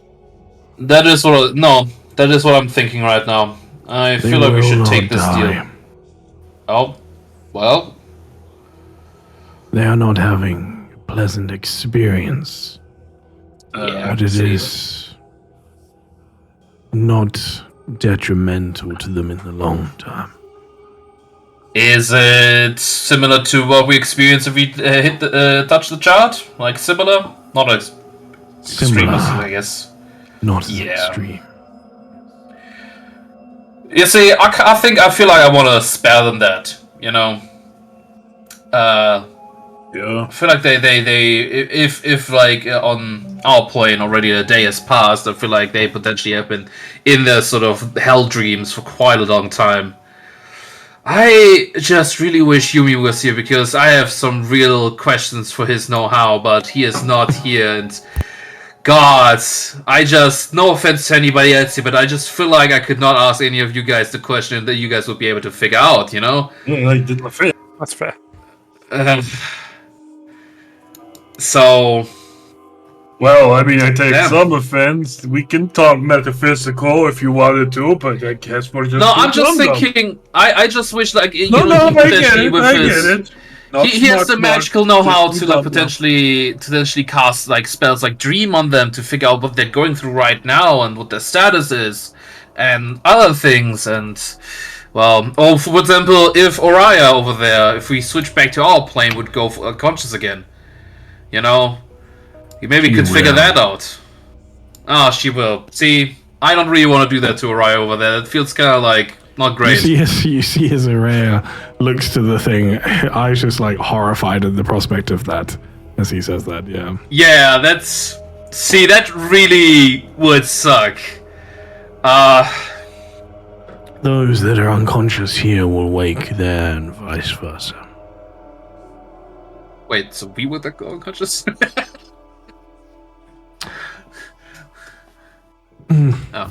You want me to repeat that, sorry? No, so like because you said like vice versa, so like people that are currently awake would go unconscious, so like Alpha, me, Jürgen. I assume it just means Oriya, but like yeah, it's just Oriya. Yeah, no, I think it just means Oriya, but yeah, it sounded like that for a moment. Well,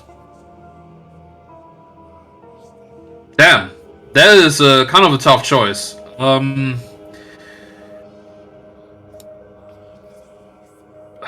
Do I know, Fredros? Yes. When we were back on the ship in our plane, how was Oriya? Like, what was the status? Was she recovering? She like, I feel like this is sort of like a situation where she was like not acclimatized, if that is the correct word I'm looking for right now, to our plane. Yeah, acclimatized, like, you know, not whatever her. You know, Yeah, kind of like how if you suddenly go from like very hot to very, very cold, you know, Yeah. her body got sort of like in an extreme way shocked into unconsciousness. She very quickly recovered when we kind of got after things changed and we kind of ended up here. Mm-hmm. I don't think she was recovering that much beforehand. No. Do you think that it's something you could potentially fix? Or improve? I can try, see if there's anything I can do. I honestly don't know. I can try. Okay, a try is great, but... I mean, I can't tell you for certain. Like, Well, I'll just see. what confuses so me just more look so, at though, I'm is sorry. why did she wakes up here and almost everyone else goes unconscious here? Why are we awake? Why are That we is the also- ones? I have no idea. Well, Honestly? I personally would like to believe we're just, you know, strong like that, built different. Well, But the you may also salty collapse. ones are too. You have a stronger connection to here. What? See, something like that. And maybe Yumi just got fucking overloaded as soon as he came here, and it's just kind of, you know. He has so many Sometimes questions he needs to ask. It is better not to ask the questions, Jürgen. I see. Okay. Sorry, can you repeat that one more time? What you said? He Don't said, ask sometimes questions. it's better to not ask the questions. You're gonna keep telling me I should ask more questions, and now you start telling me I shouldn't ask questions. I don't know what people want from me. The type of questions, right? You Could you are tell us- free to do whatever you wish. Yeah, Jürgen. Lantern Keeper, do you know of a way of keeping Araya awake on our plane? It is possible. There is a chance. I guess you could not tell us this, or can you? I cannot give you the exact steps. And you would not walk them. That is sad. It's disturbing. You see a flicker of flame, a moment as the candles on its back sort of wisp and flicker a little bit. There's no wind. Oh, that is not great. I don't like that. Oriya That's like will clearly eventually that is. Oh, reawaken. You will find a way, but it will not be easy. If you wish to keep her awake, the moment that you return, it would require you finding that solution here. which would be far easier. It would require you to spend more time here. By the time that you return to your plane, the ships would have launched from Port Torvin and Saltmarsh would burn. Wow, you're just saying it directly out loud like that, huh? Okay. Yep, that's bad. Damn it, Jimmy.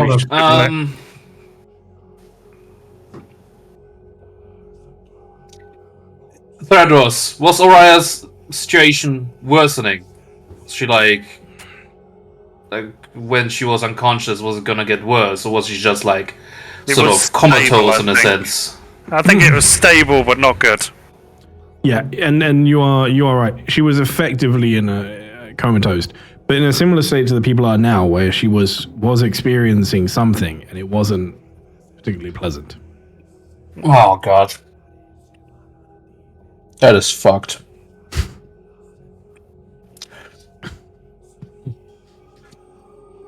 All sort of.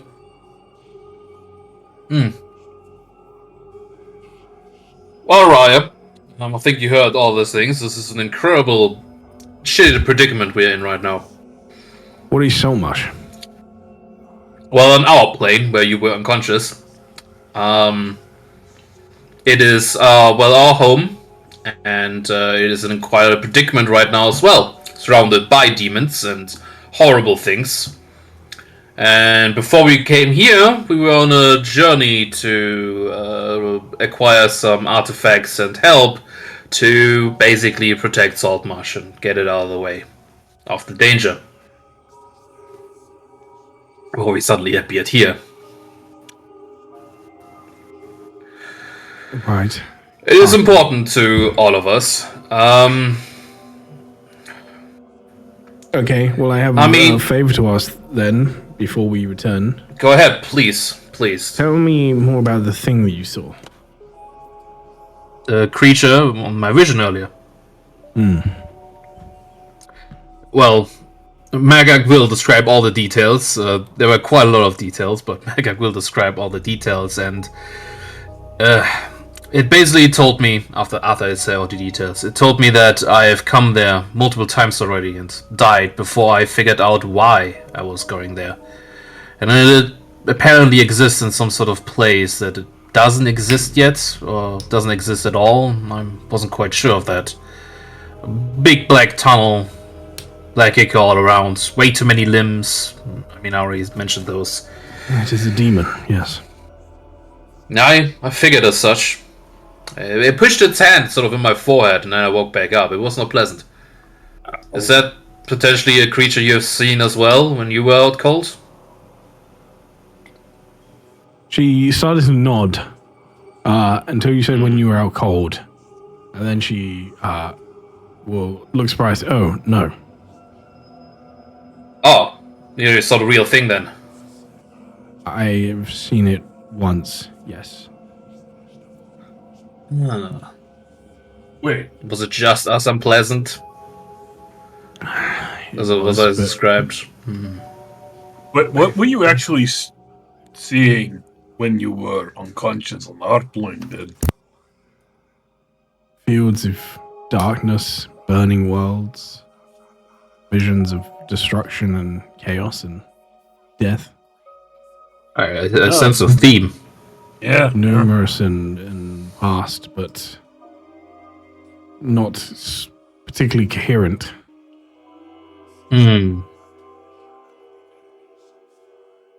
Let's see. No, Jürgen, moment. Alright, what is... You want to... Is that... You want any more details? No. All I can tell you is that we will try our hardest to wake you up. Alright, you have my word on that. You see she sort of looks around, like looking into space effectively. Yeah, okay. Nice. I think, for time's sake, which I'm sure you know a lot about, Lantern Keeper, we'll agree to this deal. Get this shot out of my ship. We go back to Earth so we can do the things that we all set out to do.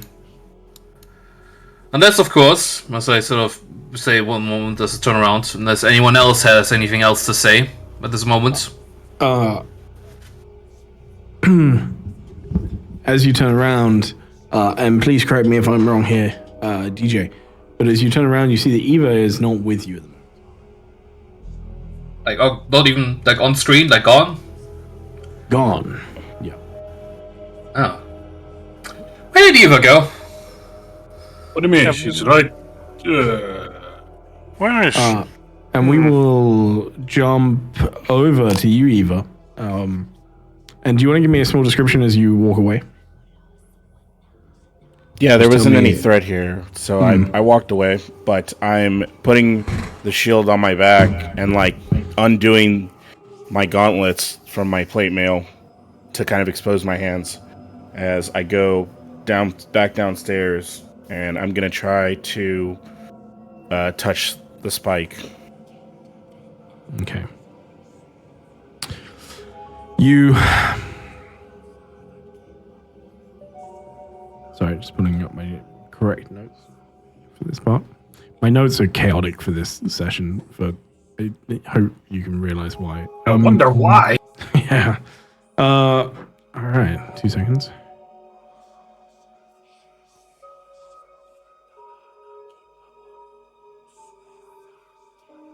Okay. You head back down. Do you just walk straight up to it and touch it? Both hands. Mm-hmm. And I go, well, you wanted to talk, Both so hands. let's talk. Okay. Firstly, go ahead and make me the charisma save. Yes. Oof. It's all right. That's very good. Insane. Insane. Okay. As you lay your hands on, you feel as firstly you lose your vision. The same. You black out.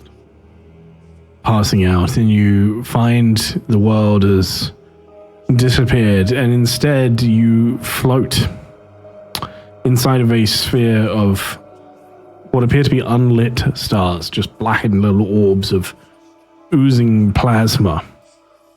And one by one, you see them flicker to life. One here, one there, burning white light. Each one you see is a moment. It is a memory or a name or a regret that you thought you had forgotten about. And then as you sort of consume and take in each one, you see as they vanish, almost like fizzling out as if they run out of fuel, and are replaced by eyes, just watching, floating, all of them watching in at you as you're at the center of this orb of eyes at this point. And there is a huge amount of energy here that you can feel, and you are being watched, and you very much feel like you are being judged in this moment. Is there anything in this moment that you would like to do? So I know that I'm being judged, right? Yes. So it feels like it, at least. It very much feels like you're being judged. Yeah. Eyes are for seeing, eyes are for viewing, eyes are for perceiving. But where is the mouth for conversing? There is, you feel as wind begins to pick up as you say this, and with it, whispers. As it brushes against your skin, you feel like tingling trails rushing over you. And you hear whispers inside of the wind.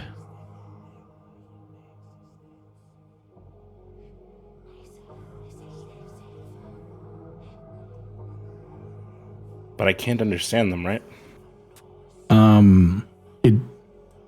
No, No, not at the moment. You don't understand anything at the moment from this. But you're also not sure if it's trying to say anything at the moment.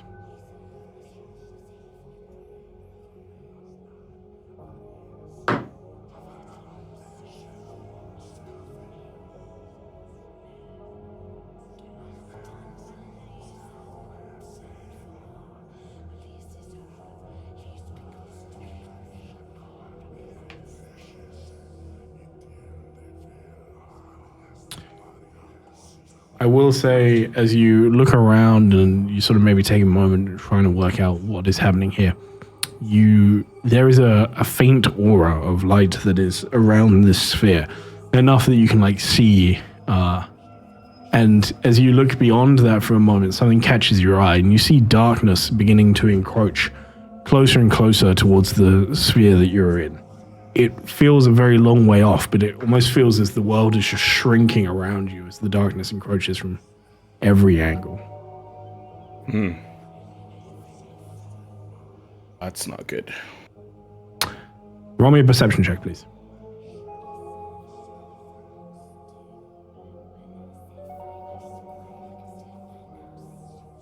Yeah, okay. Decent.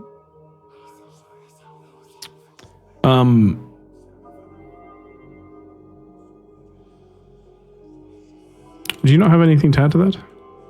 No. Oh, I'm sorry. I have a lot of things, but not proficiency in perception. Unfortunately, I gave all my perceptive abilities to Sophie in my past life. Sorry, I always just think other half. Paladin of Heimdall, and I just assume. You know what I mean? I'll add it to my training downtime list. Ooh. You didn't pay attention during the looking classes, you know? Yes. I mean, I have other perceptive things, but not bonuses to that. To be fair. The soul stuff, the black stuff crushes your soul a little and how it judges you. You hear something on the whisper as the darkness encroaches closer and closer, and you just hear, "Little spark, little storm." And I'm just going to repeat that because I understand it might be difficult to understand or hear. It says, "Little spark, little storm." Yes. You called and I have answered. Now speak before you are plunged back into darkness. A banner on the wind, a storm in the silence.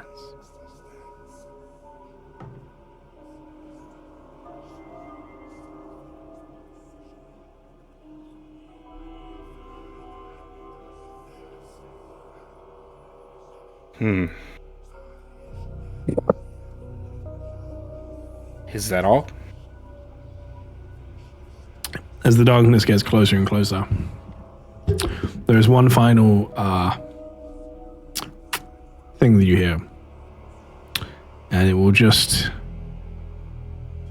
at the final moment, you hear, "Dance through the sky, never stop moving." And as the darkness reaches the eyes, you almost feel their pain as they are engulfed. And gradually it consumes you as well. And with that, you awaken. And I will roll some damage. In the meantime, upstairs, I turn around. Lantern Keeper, do you know where Eva is? I feel like you know a lot of things. She has gone to commune downstairs with the rock. Yeah. God damn it! Right. Ada, could you quickly check on her? Sorry. Yeah. You're very fast. You can go right through that grate over there, for example. Jurgen goes downstairs. Stop. Okay, Stop. Sorry, I was Yes, just don't listen to me. It's fine. It's all right. Jurgen's already gone now, I guess. I mean, Athel will just disappear and it reappears down there. Oh, she's dead. Well. That sucks. just unconscious. That sucks. Oi! You people talk nice about it! Threadross, Yes. word, if I may. Okay. Join me.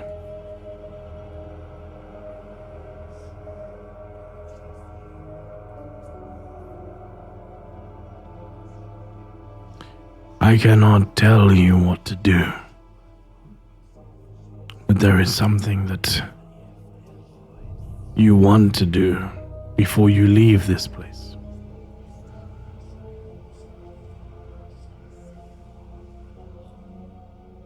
Okay.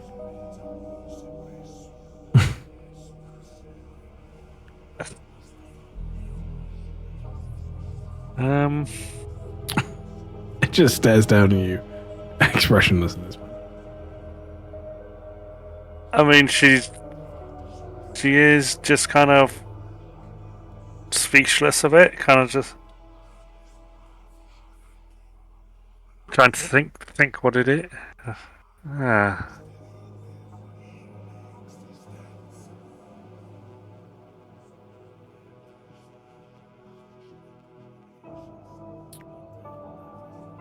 It's not going to say anything because it just stands there in silence.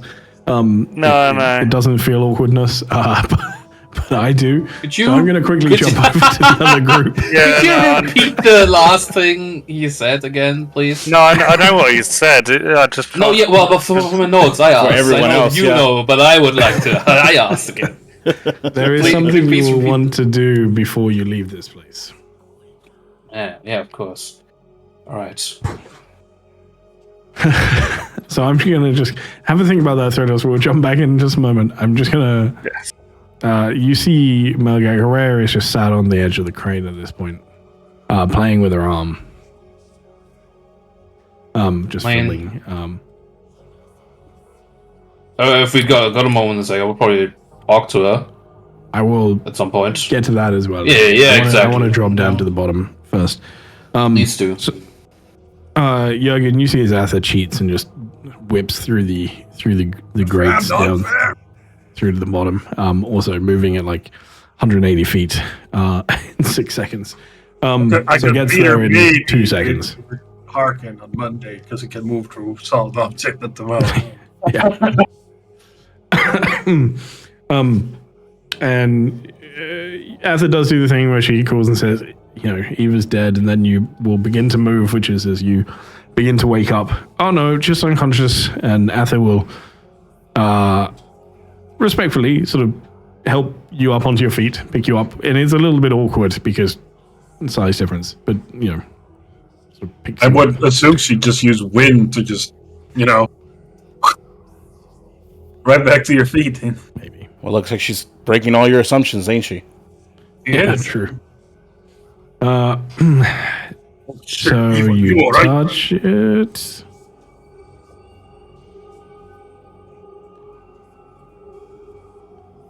Did you see anything cool? Are you okay? Am I conscious at this point? Yeah. You just said, you just woke up. Yeah, this is like as you're waking up. So you are like still a bit groggy or whatever. So I'll just repeat the words that I heard on the whispers of the wind, in a lower voice, almost like a whisper. And I'll stare up at the ceiling and I'll go, "Banner on the wind, a storm in silence, dance through the skies, never stop moving." And I'll just repeat myself for a little bit. Banner on As the you wind, a do, you storm feel in as silence, there is dance actually through the sky, wind. never stop. Still in the same sensation as it sort of rushed across you when you were in that sphere. You feel that same sensation as it rushes across your back, specifically, and you feel like tingles rushing and like a trail down your back as it moves, and you can feel your flesh in whatever form it is. Scales for a kobold? Yeah, scales. You do feel them changing and sort of shifting on your back. It's itchy and uncomfortable, but it is not necessarily painful. I will also add that you do feel slightly lighter.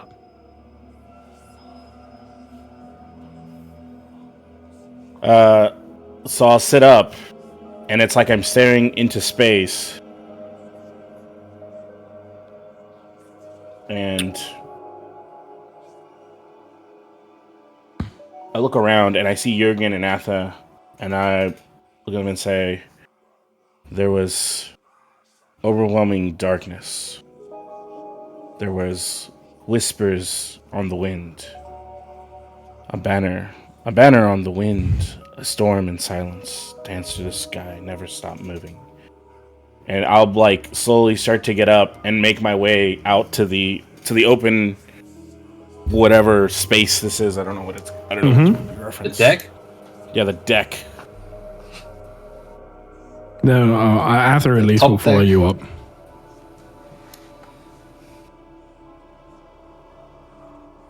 You sure you're alright there, Eva? You're like talking some weird stuff. And I'll walk over to the edge, Eva? climb on the railing, No? and jump. To the horse? To the Pegasus? No, next to the Pegasus, but not onto the Pegasus. Okay. You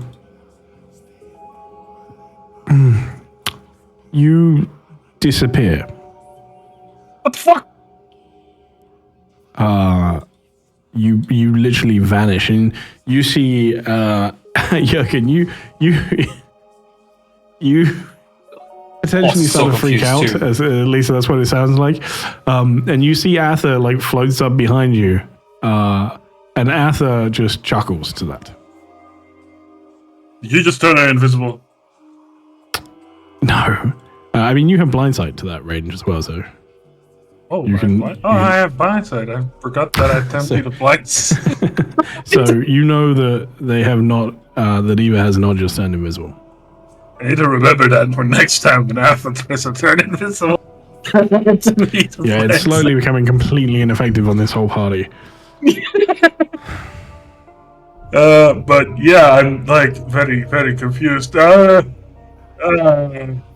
What just happened, Alpha? Eva, you are still completely aware of them standing there, by the way. Arthur looks to you. I think this time he really is dead. See those feet. I think Well- the horse is probably freaking out as well. Just spitting facts.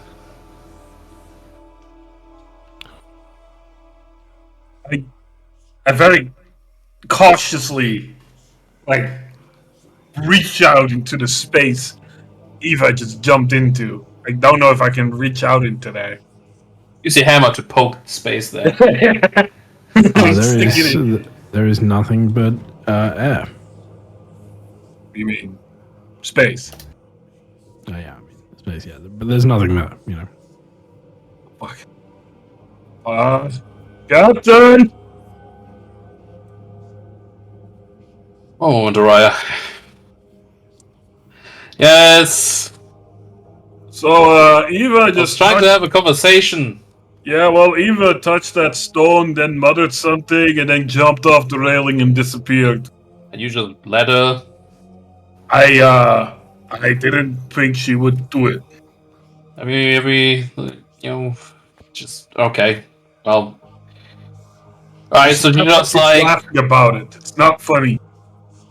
I mean, it is funny in a sense. I mean, you had all the chances to stop her, and you just let her go, and then she poofed, I guess. We So need I to can see talk the humor about all in those that. chances you had to stop Vale, and then they just touched those crystals and then poofed the entire city. Okay, that is a completely different situation you were not part of and there at all, and you had no idea what it looked like. Uh-huh.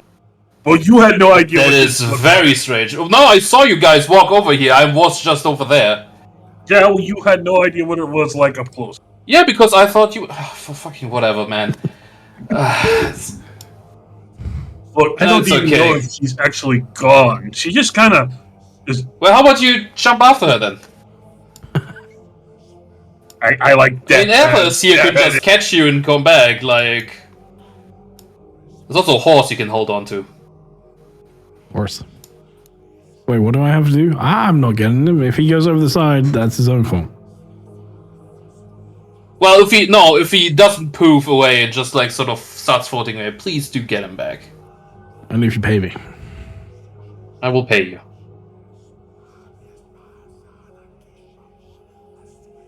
By the way, I just noticed I haven't transferred the money from old Melgak to this character sheet, so I need to still do that.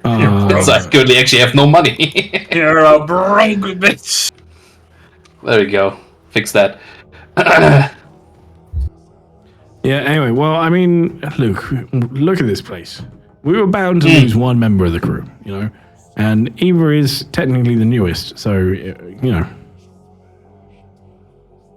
Yeah, but she is part of the crew. Wow, Captain, and I can't believe you'd say that. You're not meant to agree, you're the cat. I can say that. People know I'm joking. there was a big but. I was about to say, alright. Well, I was going to say we would do the same for you, but I guess maybe not, you know? Like, maybe we should, if you disappear, maybe if you disappear, also just leave me be. I was going to say, like, hey, Alpha, look at it this way, you know? If you disappear, we'll go looking for you.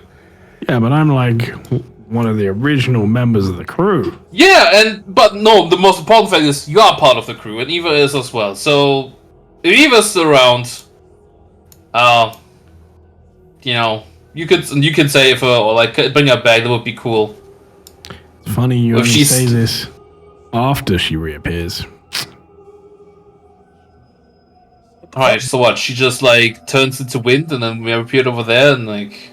You know, this woman really doesn't like talking to us for some reason. I feel like. I feel like she doesn't like us for some reason. You should still jump. What? Just like a sense, you know, she really doesn't. She says to Jürgen, you should still jump. Fuck you, Effa. Jump. Why don't you go touch terra firma for once, you know, instead of floating on it? Where did she come from, Eva? Up there. I look up wherever Eva points. Is there anything noticeable there? Space. Okay. I assume. Yeah, I mean, there's nothing notable like that, no. Okay. Fair enough. Where did you go off to? Because you disappeared for a while. I felt light as air, and this strange whisper of the wind beckoned me.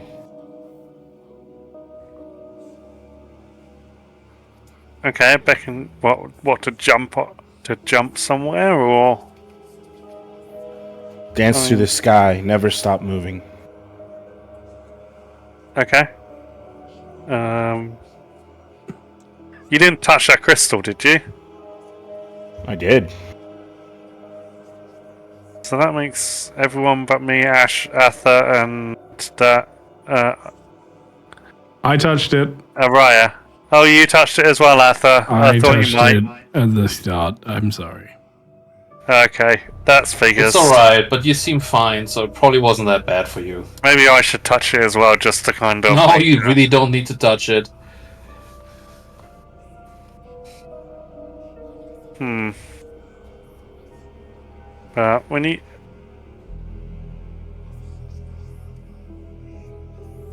Are you done with your conversation yet? Like, you seem to be doing something private over there, and then like, I'm not so sure anymore because Eva's now there too.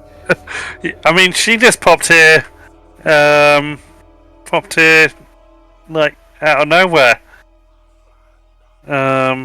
When you guys ran off to her somewhere over there, I think. I don't know. Are you fine, Eva? I think so.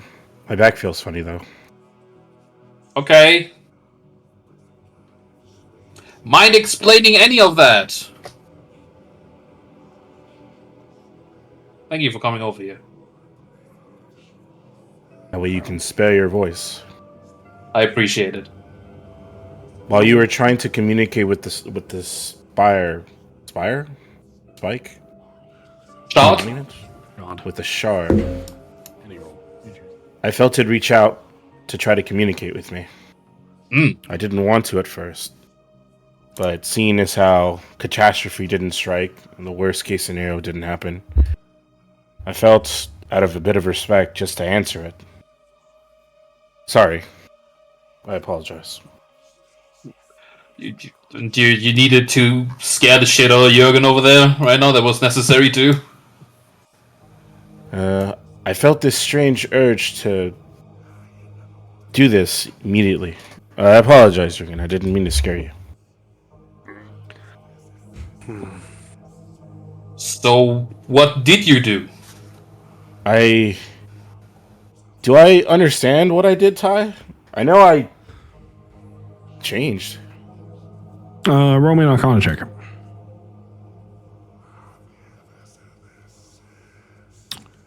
Hey, it's not terrible. So you do know of the spell. Okay. You do not think you cast the spell, but you did mimic its effects. Okay. Yeah.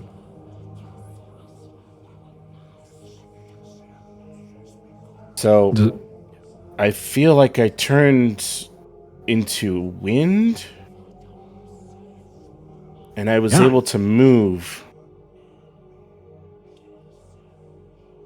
like the wind. You did a great job too. I saw you do it. Usually people will like fuck it up the first time. I didn't know you could do that. Whoa! Damn it, Alpha! You knew exactly what it was she did. Of course you did. Yeah, I can do it too. And she She whisps weak. into You your could hair. have told me that, Alpha. And there's just a breeze rushing around you. There is one slight difference when Atha does it. Oh. She has to roll. It has a magic spell, but wait a minute. Also, it looks cooler. I'm just gonna say that. It's probably just better. Wait, so Eva, you just did it, but Alpha used magic. Well, Apple also just does it. Atha's Yeah. got two different, slightly different things that do similar stuff. So one is Wind Walk, which is the spell and massively increases her movement speed and does the other stuff. But she can also just phase to air, but not move faster and do other stuff as well. Yeah. Anyway, that's relevant, but yeah. Crazy. We need to get out of here. You feel all right otherwise, Eva? You feel okay? Still all the parts there? Can I do like a wellness check on myself, Ty? Any Make itchy bit that like feels like there's a scarring now that looks like a really cool Do I have any tattoo? marks? Yeah, on your back. Oh yeah, that's right. Yeah. Oh, you can't really see that, but I guess. You But can't see it, but you could feel it. That's what I was saying. yeah. I did mention that. I have a Alright. strange feeling on my back, but it'll take me some time to take this armor off. I'll look at it Yeah, later. well, when we got some moment, you can like probably look at a mirror and check that out. At some We point. also need to get all the fabulous hair out of the way. Ava gets a very worried look and goes, "Oh, am I gonna get wings too?" I swear. Well, to God, why would you get wings? Why would you get wings? And if she everyone in this goddamn party gets wings but me, I'm going to be so pissed. points at Melgak, points in the direction of Sophie, points down to the ground at Yumi. Ugh. No, I don't know why we would. Most of the party doesn't have wings. Apparently doesn't. Jürgen doesn't. Eva doesn't. He would. Right, he doesn't have wings, right? You don't have wings. No. Yes, that's wings. Sorry, miles away. No, I don't. My wings don't even work like that. So like, no, I don't think you're gonna get wings unless you want to have wings. Or no. There's a horrible trio of children that would like have to word with you then. Yeah, let's not do that. Anyway, that was crazy and wild and bizarre. But We're taking on Lantern Man. I also told the shard that we were going to plunge it into the darkness of this void. Oh, So I was you kind said of that? hoping. I did, but the communication I got back was just the words that I repeated when I woke up.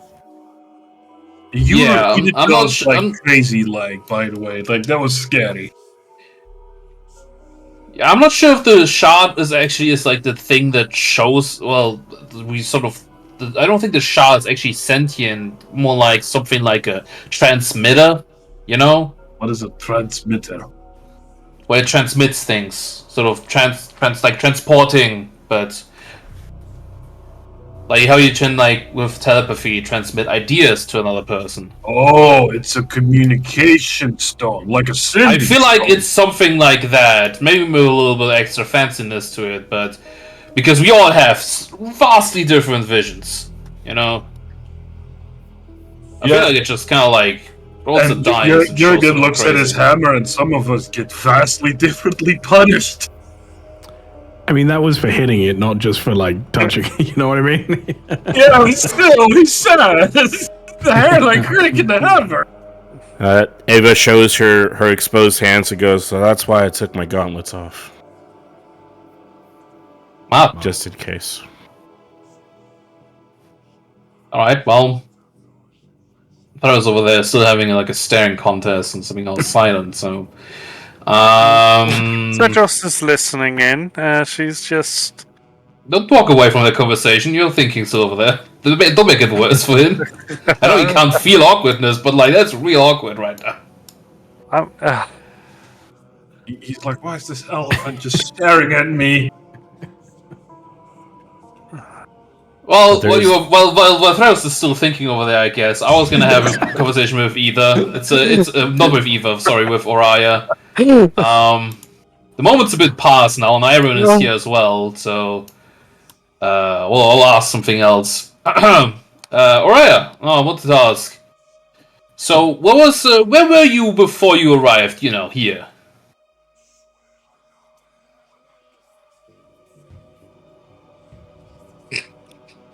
Scroll its notes.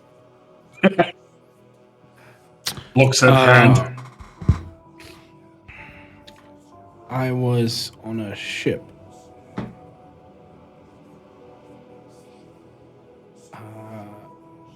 Sorry, I'm struggling to remember. Oh. I was on a ship. We were going somewhere important. There was the rest of the crew there. I'm not much sure other than that.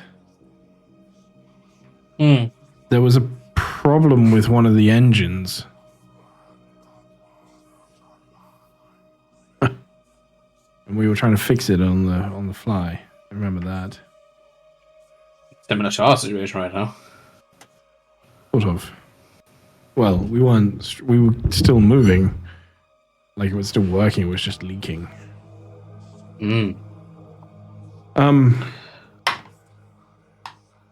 This ship, this crew, was it yours? Were you the captain, or?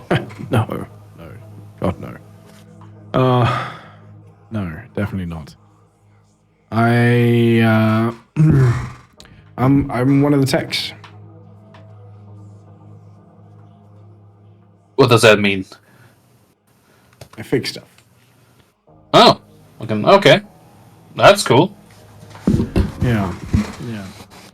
You can see she's searching her brain, she's trying to give you more information. She's trying to figure it out as she's saying it as well. So, did you like the place? Was it the ship? Was it a good ship, a good crew? Or was it just kind of your job? It wasn't a job. I hadn't been with them long. It was a new crew.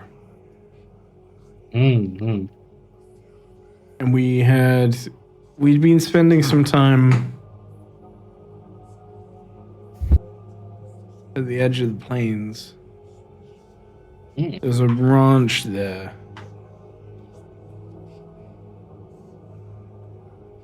We were relaxing. I don't know. I'm sorry. No, that's alright. I'll try and think of some more. Well, do you know where you came from originally before you were on the ship? Do you have a home? You know, like we have Saltmarsh? I have a home. I'm sure I do. Yeah. I don't remember it at the moment. There's a lot that I'm struggling with here. I can't be more information right now, and I'm being honest, if we're gonna go back and you're gonna put me in another coma, that's what we're calling it, I would like to get it over with. Yeah, no, I was just kind of, thinking, I guess you got something to look forward to, I mean, sure. Are you gonna take me to my home? Well, I'm not sure about that, but we'll try, like I said, I promise you, we'll try our hardest to get you out of that whole unconsciousness thing. Okay, thank you. Maybe, you, me, or some other people, or Salazar, he seems very smart, can figure out maybe some sort of suit or some sort that, helps you resist, the adverse effect of a plane or something like that, like a suit of armor. That would be cool. Protects you from that sort of shit. So that maybe that work. I'm sure that they're like the two smartest people I know. So I feel like they can probably figure something out. You have no idea how much of a shame it is that these guys are unconscious right now. This is kind of so unfortunate for them. As you say, they're the smartest people I know. She looks around to Eva, Jurgen, and Atha. I'm sorry, it's just a fact. Yeah, don't worry about this. This passive aggressiveness is kind of why I keep fighting. What do you mean passive aggressive? There's zero aggressiveness. He keeps down talking to all of us. He just does. It's not even down talking. It's just I'm not gonna compare you to the fucking sun or anything. Come on, man. There's no passive aggressiveness. I really feel unmotivated working for this man. Well, maybe I shouldn't have fucking died for you trying to save you, maybe I should have just not come for you, fuck yeah, you've been only on my ass ever since you came back. Captain! Yes, Eva. Jurgen, please. Let's not say things we'll regret later. I don't know why he's on my balls like this. Imagine for a moment that something horrible happens in the next moment. Everybody dies, and these are the last words you say to each other. Remember this. We may disagree on things, and we may not be the brightest candles in the darkness, but we can all help each other. Just a little bit. There's no need for this. Right, you're right. Sorry, Captain. That crystal brought forth a painful memory of when that woman gave me grass tea again. It pisses me off, What did you see in that vision? I don't know, all that came rushing in, and then the last thing that came forward in my mind when I woke up was that damn woman giving me grass tea again. Just the taste and the realization, it just haunts me. Oh, alright, well, apology accepted. Anyways, alright, you can look forward to all of that when we wake you up, We get an apology as well. We have great grass tea. What? Who just said that? I read it. Yeah, what kind? Well, is it good, Yeah. I remember the taste of it. Floral and fresh. Oh, that sounds good. I can't remember the name of it. But it was good. It was made from when the grass was fully grown on the plains beneath the ranch. Oh. And you'd stew it. That sounds a lot better than what I got. Yeah, and you can tell, Araya is being genuine here. This isn't mocking. She doesn't understand the grass thing, Well, neither was I mocking, and I still got shit, so, I wasn't mocking either, so it didn't care to this guy, apparently. It doesn't matter to him. Anyways, yeah. I agree. I look back over to Threados. They're still just staring. Threados, have you thought of anything you want to say yet? I mean, I can't say anything when you're speaking. I know. I'm just messing. Threados, you have the scene right now. What are you saying? I continue staring. She's just kind of a bit dumbfounded, and then she kind of just goes, "Well, there does seem to be a lack of connection with Paylor here, so I'll probably want to try and communicate, see if I can do that." Paylor does not exist here. Okay, that's worrying. Then obviously I'll need to make sure that I'll need to see what's happening with the others. Make sure. Well, I mean, I want to make sure everyone's okay. But if it's just kind of the inverse of what was happening to Obi over there, Oriya, Obi. yeah, my mind just completely went with names. Don't worry. Then if it's then and it's going to be stables, then I don't need to worry about that. Do I need to talk to the crystal at all? I don't see why I would need to. Why would a crystal embed itself in here? Is there a particular reason? I don't know. Maybe I should talk to the crystal. Not sentient. It's not sentient. Okay. But it tried talking to us or something. So it's... You could hear things through it. You did not hear the crystal. So the crystal itself is like an amplifier. So maybe I could try communicating or seeing if I don't know. Sometimes when you... Anyway. Maybe I should see what happens if I touch a crystal. Totros is going to go touch a crystal. Ross, where are you going? Ah, Threadros, before you just walk off, just tell us what you're doing. She has that. I'm going to make sure that. Hang on. Just making sure that everyone is safe downstairs, and just gonna check that they're all good. Oh god. Lantern Keeper, what is she doing? Yeah, it seems like it. Do you know what she's gonna do? You talked to her, didn't you? Can you tell me what she's going to do? Redros will touch the crystal. That's right. If I could make a crazy suggestion, and I'm labeling this as crazy. What if we were to take Yumi and rub him up against the crystal and see if... No, we're not going to do that. Does she hear this? We're not going to like. I like it. We're not going to take my brother and just rub him against the fucking crystal where he's unconscious. We don't have his consent to do that. That's not. But perhaps I did say it was a crazy idea. Do you think it's a crazy idea ever? You're so full of wisdom, but this was the craziest thing you have said so far. Do you think that was wild? Do you think Threadros halfway down the stairs would have heard that with the 27%? Well, I suppose it wouldn't even be an active. It would be because she's not actively looking out, so it'll probably just be the base level. You don't need to. I mean, I think so. It's 26. I mean, you have a crazy pass perception. I think so. Yeah. Oh no, is Threadros going to do that? That's a brilliant idea. I'm just going to go do that now. Uh-oh, someone stop him. Her. She goes running to do it. More movement speed. I mean, to be fair, I have to get him and then grab him back up, so... As you all rush below deck once more, we're going to take a 10-minute break, because I need a quick break. And then we'll be back. Okay. So, all right, 10 minutes, and we'll come back. Meanwhile, this Lantern Keeper guys. is We'll be back like... very soon.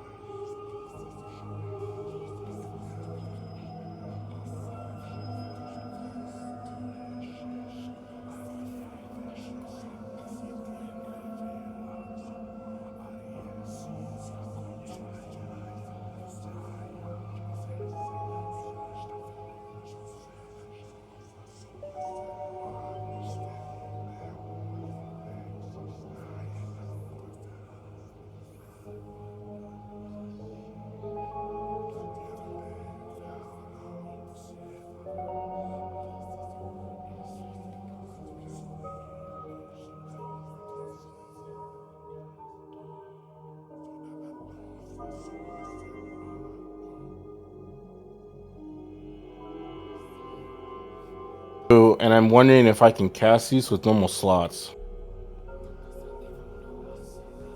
Rob. Okay, good to know. I probably should take the arm back. It is simply a once a day, I'm afraid. Also the one I sent you. Oh, you added it. Awesome. Yeah, I've added that one. And I'm going to limit it to the once a day then. I do assume I don't yet have that feed thing you sent us, the boon. Wait, what?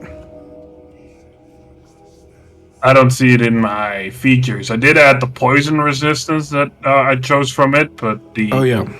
Oh, no, I need to give that to you and Eva, but you'll get that when you go back. I legitimately did not know what was going to happen when I jumped off that boat. I was like, oh, this is either going to go really well or my character's a bit tired. You jump off that boat and I just see you fucking fold and we're all just standing there horrified like, oh my fucking god, Eva, damn it. I was standing with Jürgen. I thought Arthur really made me disappear. I'm like, oh, I'm good. Like, no. Hang on, something else is going on. I mean, I'm still perplexed as to what Ty was hinting towards me, because today is not the day for me to try and get subtlety. Sorry. You touch the shard and a badger shows up. It's like, despite you being like over 7 feet tall, every fucking hint flew right over your head. I mean, I'm autistic, so sometimes these subtleties can miss me, genuinely, but... What subtleties are we talking about? I do think genuinely, like, half, like, Fedros is just autistic as well in game. Like, I think that's kind of a theme for a lot of us here in the party as well. Yeah. Yeah, I mean, I don't know, I'm assuming it's touching the shard. Or it's either something to do with Paylor, but he doesn't exist in this plane anyway. I mean, what the hell else is there to do? I mean, I think that's a fair assumption, honestly. Touching the shard might be the thing you will need to do. My understanding of what he told you is that Paylor doesn't exist yet in this plane. I thought it was just like he doesn't exist in this plane, but then, yeah. I mean, both are true, maybe. You know. Yeah. Could be. Taylor is could be quantum. Worship him. She's Okay. gonna touch Shard. Where did this droid come from? I mean, she just to clarify, the deception was more just how well she plays along the whole joke. But yeah, I'm guessing it wasn't actually. Oh, good, dude. Just go touch the shroud. Yep. We were going to race and jokingly do the Yumi thing, but she is just going to go straight to the shard herself instead of grabbing Yumi. Okay. Just quickly before you do that, I just want to make a point about these spells that you have. There's a couple of points that I feel like are important. One, you do not require any material components to cast them. Okay. That's cool. Two, they have zero possibility of surging. Whoa! It's good and bad. Yeah, I mean, if you want them to, but they cannot surge. But that's good for you, bad for you, what have you. So should I see that more as me being the conduit of magic and less me using the weave? Yeah. Alright, cool. It's just different. Yeah. Okay, cool. Good. But I do still assume that the one restriction applies. I cannot cast any of these spells while I'm raging. Correct, yeah. Oh, I'll find a use for them. I mean, if you don't. I did consider taking that away, but I decided against it. I will give it some more thought. Either way. It's still quite limited. Anyway. Threadros. Also, Melgate, do you know what we're talking about? No, Okay. I wasn't. I took my break. I actually didn't tell anyone. They just noticed. It is, in your defense, considerably harder for you to notice. Okay. I changed on your character sheet, but feel free to go have a look. No, I was actually just looking because I was like, did he put something on our cage? I did not find it yet. It sounded exactly like that, so... Anyway. I noticed. I found him. Mm-hmm. Alright. Yeah, there's 3 new things here. Alright. Yes. Is there more than those 3 spells? Oh, God, I gave you 3 spells, dude. What? I don't know what you guys else? talked about. I don't know if there is more. I was just checking. No, I it need is. more. It is- God, why are you guys on me so today? What's going on? You have each gained 3 spells, one of first, one of third, one of 5th level. I see. And as I say, these do not require material components and they will not surge. The point of it. Interesting. They're each once a day. You cannot use spell slots to cast them. So it is literally just once a day. Okay. Don't remember that. Kind of like ability casting at this point. Yes. That's fine. I don't know if you want to make a note in them or change them slightly or do something, but feel free to do that as per yourself. Anyway, that's fine. We can talk about this a bit more later, but for the moment, Threadros, you make your way below deck. You're not going to Yumi, no? You're just going down yourself. Nah, she was kind of joking about grabbing Yumi. She wouldn't force Yumi to touch it against his will. But at the same time, she knows Yumi almost certainly would touch it if he was conscious. He would do it after checking a lot of things first. So he would not just go like, up. True.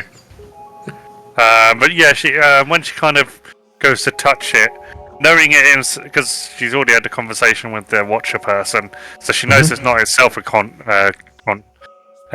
what's its name, a conscious thing. It's just more of an amplifier. She kind of is in deep thought and thinking, it would be nice. Basically, hoping that she'll be able to communicate with either Pale or with Pale or something like that, just to kind of basically say we're on the way to kind of grab the machine so that we can retrieve and stuff like that. And all right. So she'll You descend, and as you approach the crystal, you feel it reaching out back to you, calling towards you. Something would like your presence. And as you reach out, go ahead and make me a charisma save, please. That is not a good save for me. Oh no, charisma isn't too bad as a save. I assume Eva's there, so it's a +6 at least. Has Eva gone to Yumi instead? I don't know, because obviously you did start to go down your own, and I know that Eva and Jurgen did move. But Eva, what are you doing? We're going to Jurgen and I were going to stop Threadross, right? Yeah. At first, Unless she explains herself, she didn't fucking tell us anything. Yeah, but, she didn't say anything. Very Threadross. I first thought she was gonna seriously grab Yumi and smack him against the fucking crystal. So maybe what happened is we when we finally got to Threadross, she was touching the crystal and I was in range, I guess. Before we got it, she explained herself, maybe like that. It depends whether you would have gone immediately to go to Yumi without realizing that I'd gone to the crystal. Okay. I'd assume. I don't know. Ship is not that big. I think they saw you go down the other way. Yeah, because it's just stairs down. So if you didn't stop on that level, then they know you. You know, you haven't gone. Yeah. You can see Yumi the moment. Oh yeah, Yumi's a level above, isn't he? Yeah. Okay, so that's fine. So we'll add the 6 to that anyway. That's all I need to know, that you were within range. Okay. All right, cool. So as you do touch it, though, you do feel as the world just blackens around you and you collapse. Okay. Your vision fades, and you will find yourself standing on a white plain. It's like a salt flat. The ground beneath you sort of crunches, bitter as it is just pure white beneath your feet. The sky is pitch black, not night, but like the absence. When you say of bitter, light. is there any wind or anything? There is no wind. There's no wind around you. Just complete stillness. There is just the white earth and then black everywhere else. Okay. You can still see, but all you can see is the ground stretching out very long way in front of you. There isn't anything of note in any direction, is there? You can hear voices, almost like a very low guttural singing of a choir. Their songs seem to weep with grief and worship, and every note feels like it's right on the edge of your tongue of bringing something back for you. As if you can recall the song, the sound, the song that's being sung, as if you could almost sing along, but you can't just ever so it's kind remember of, that. I know what you mean. Yeah, it's kind of on the tip of my mind, but it's not. It's like you can kind of get it, but you kind of never can finalize it. As you stand there for a moment, there is something else that you hear. The tolling of a bell. Huge, almost church-esque bell tolling out, ringing. And as this happens, as you hear the bell ring, you hear as the whispers and the singing stops. The sound of the choir disappears.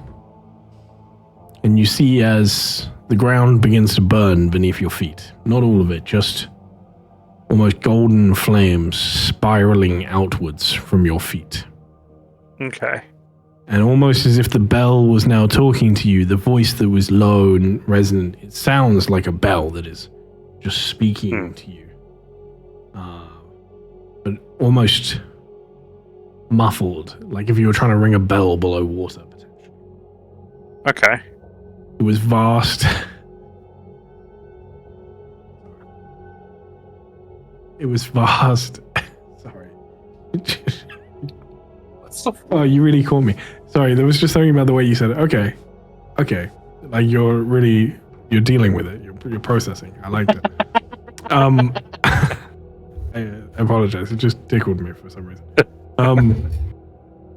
The voice sounds vast, ancient, but also calm. Familiar? It is not a familiar voice. That's the first thing. It does not sound in any way familiar to you. But what you hear is, child of turning world, carries the weight of endings, the grace of beginnings.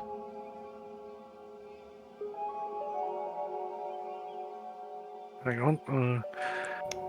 I don't know whether to type this down or if it's being typed down. I'm typing it down. Okay. Being recorded. It's okay. Good point. Thank you, disembodied voice. Do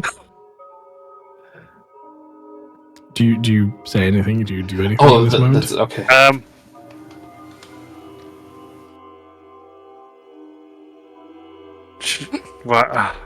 She's dumbfounded.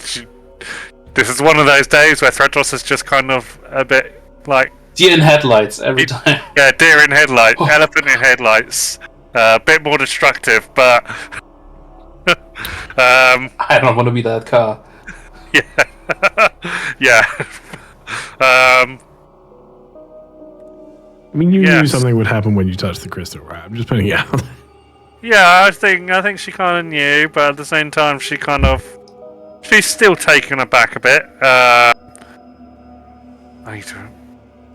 Hang on.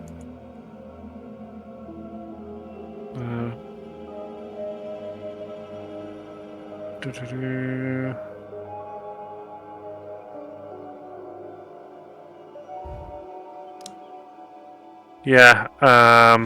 It's okay. You see as there's a flash of red, and you see a comet tearing across the sky. It lights up all of the black with just searing red like a flare. And you see a tower. It almost feels humanoid, but it is unfathomably tall, gargantuan, beyond. Okay. And it seems to be made of metal. Interesting. Is there there haven't been any notable comments recently in game, have there? Can't remember. Comments? What do you mean? Would you remember? Like, like a comet? No, Oh, there were comments. like. Oh, I see. Sorry. No, I think the last sort of comet-like thing was the Astro Phoenix, but that was fucking ages ago. that was a long time ago. yeah. Okay, fair enough. And also not red. Yeah.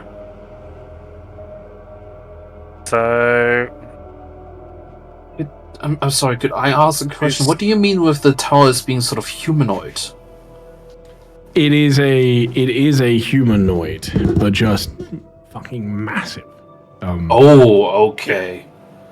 yeah, so it has the sort of- initial appearance of a tower, basically, but it's on closer inspection, it's humanoid.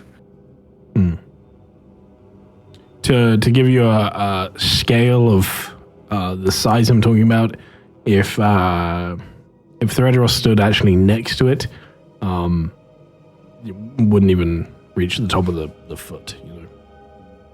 Okay. The thing is. Okay, Seemingly Threadross is kind of... She...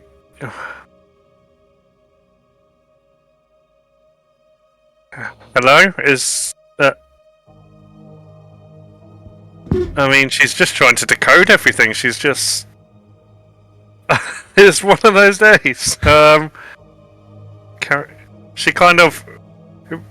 I mean, she already knows that she's not saving Paylor. She's just saving his power. So she's kind of. She's already having to kind of process the fact that Paylor is going to go, and hoping that conserving his power allows for a new Paylor effectively at some later point.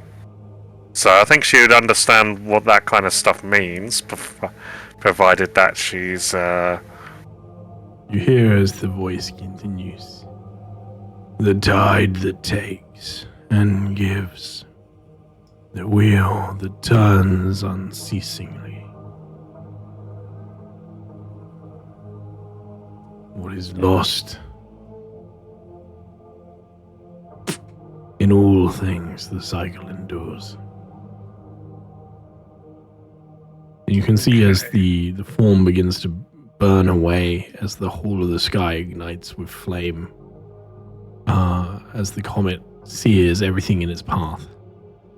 And around you, the world turns to flame as droplets of embers just drip onto the earth, and you see as the very white ground that you're on ignites, and the flames rush towards you, and you feel it in searing agony as you awaken. Okay.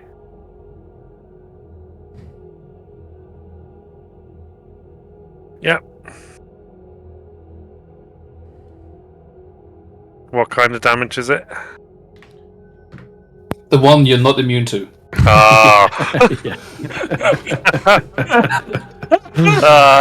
Worth a try. It's almost pointless me putting a damage type on this one, but you would, because you will just take the damage, I'm afraid. Yeah. Also, maybe psychic would actually. Anyway, I was thinking necrotic with the bells. yeah, necrotic is probably what. Oh, like toll the bell. Spell. Yeah. Okay. Yeah, basically. Toll death. Whatever. Toll the death. What was I going to say? She kind of wakes You kind of wakes up. You wake up. You were passed out, but you see Jurgen and Eva close by you. Shit. Hello? Is there anything I notice about myself when I wake up? Do you want some spells? I meant more as in because you I'm said kidding, something yeah. about a crest or something burning on Jurgen and that, so that's why I was asking. You do. Honestly, though, the thing about if this thing gives us spells, we actually have a reason to rub Yumi against it, because he would never forgive us. He would never forgive us. No, guys, that doesn't matter. It's not probably Yumi against Ted while he's fucking unconscious. He's probably fucking fighting his own demons right now, you know? It would give him a spell like divine, which effectively requires him to worship a god or something. No. Okay, it would there's be a that deep. warmth that blooms on your thigh. Okay. Searing, like burning. It doesn't necessarily hurt, but it is extraordinarily uncomfortable. Like leaving your in the burning sun too long, effectively. Yeah. And you can feel it etching into your flesh like a golden spiral. Okay. And yeah, you feel it there. I will go ahead and give you some spells in a moment. Ooh. Yeah, I will do that in this moment. Same rules for yours, obviously. But you can feel it. You cannot see it. However, Jurgen and Eva, you do notice that Threadross does look slightly more metallic than last time that you saw her.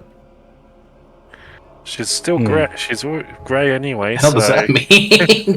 There's like a slight sheen to Threadross's skin. That there's a sheen. Slightly more.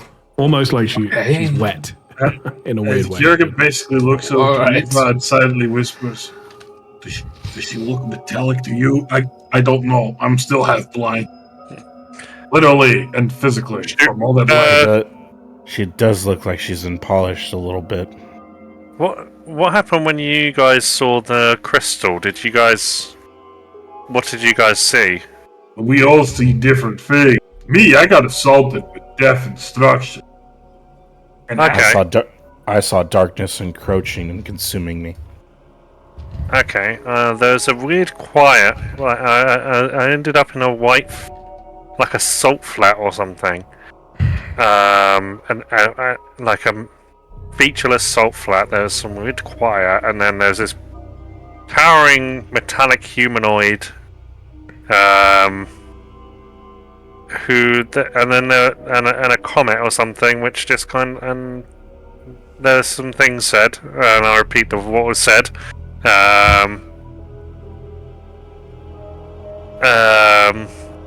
Something about a tide that gives and takes, unceasingly turning wheel. Something about a cycle enduring for whatever is lost. You want me to just read it? I'm deliberately saying it wrong. Okay. She's already forgetting it. So much. Yeah, I mean, this is her trying to remember it. I don't know if this stuff is important, but we can always relay it to Yumi. He'll know something. He'll have some forbidden knowledge. Yeah, or he's gonna yell at us, like, and yell, "Why didn't you rub me against it?" Hey! Yeah, you're right. He would be more annoyed at us if we didn't do anything.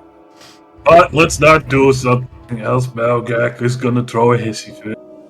He is a captain, so we should follow his orders. Yeah. Anyone seen Sophie?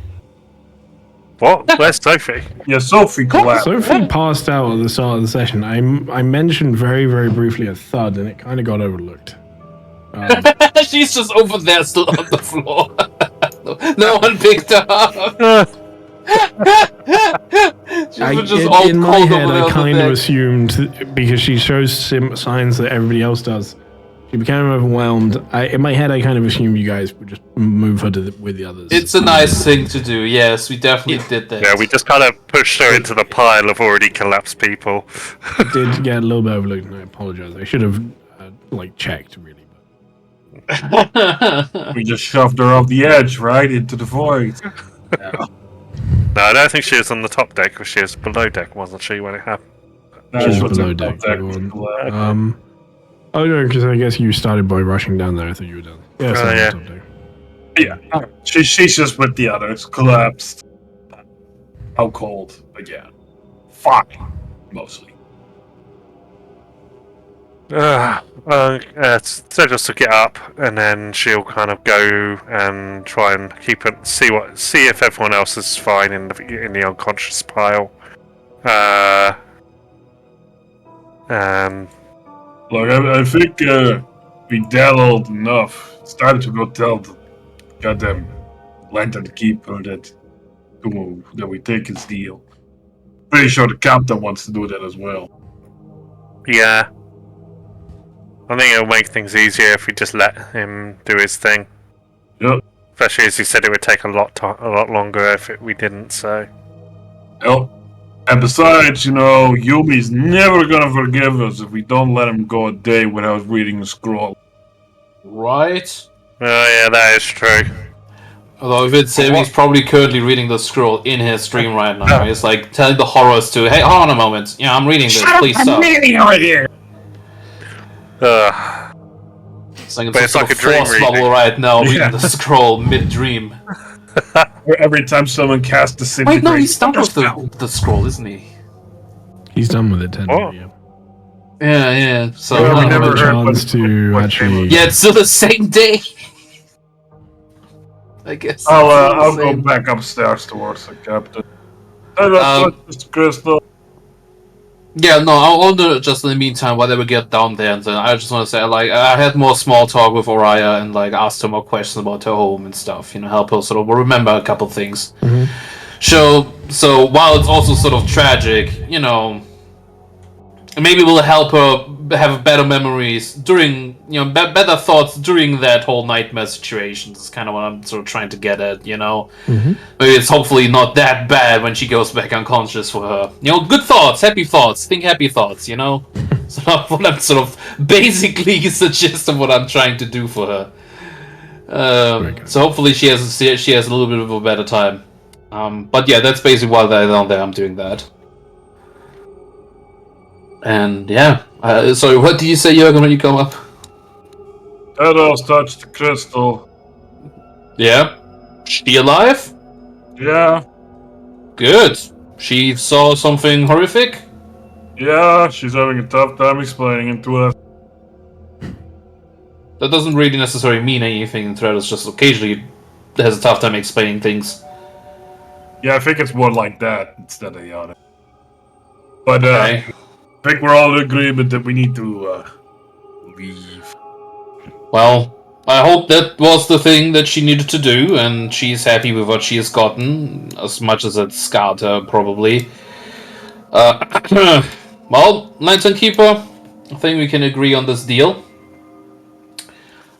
Please, if you would be so kind to get this shot out of my boat, and then we will hopefully be able to take you over to Earth, to our plane.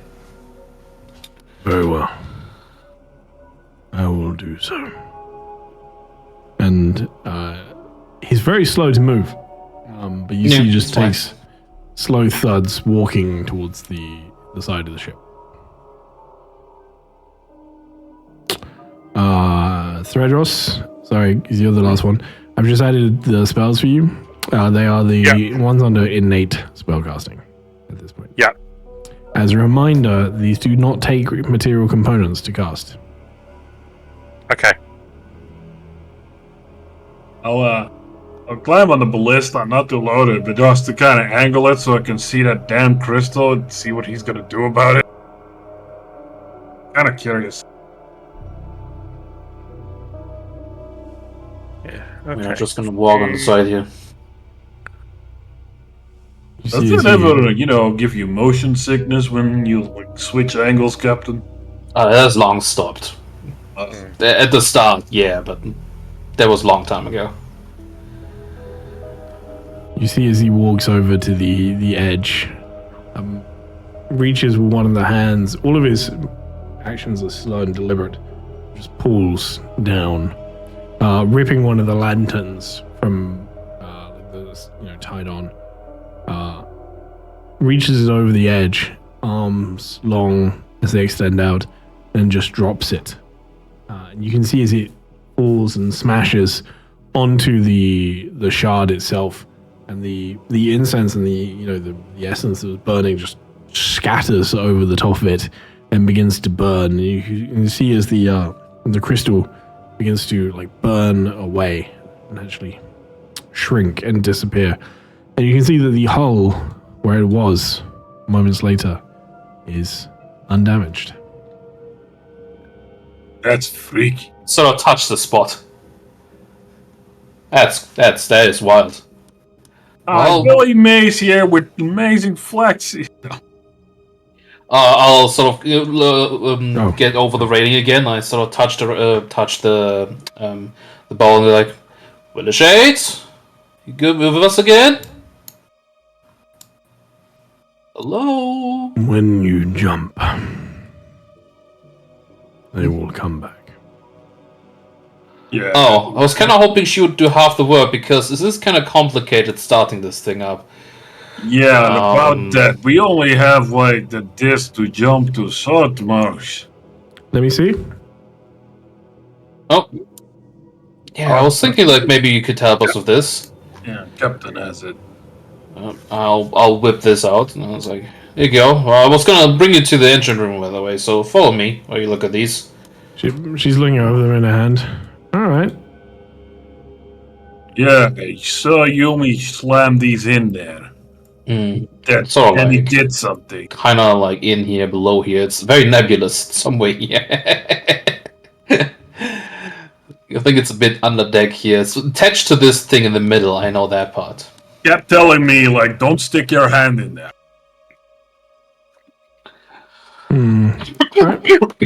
Oh, sorry. I mean, this tech is crazy, but it seems pretty simple. Do you have maps and stuff of where you're trying to get to? Yeah. Charts? I would have to look in our in our like cartography room, but maybe. All right, tell me that. We have a bunch of. All right then. Oh, yep. Hop over that. I'll bring it to that one room we have with all the fucking maps in it that we like earlier were in like last time. I'm gonna start Maybe keeping an eye out. somewhere around here should be like a star shot. I'm sure. How many of these discs do you have? 3, 4. To a couple places.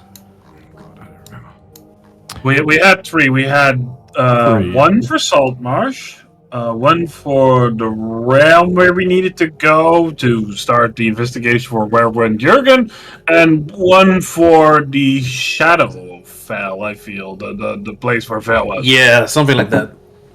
Yeah. I need to destroy one of these.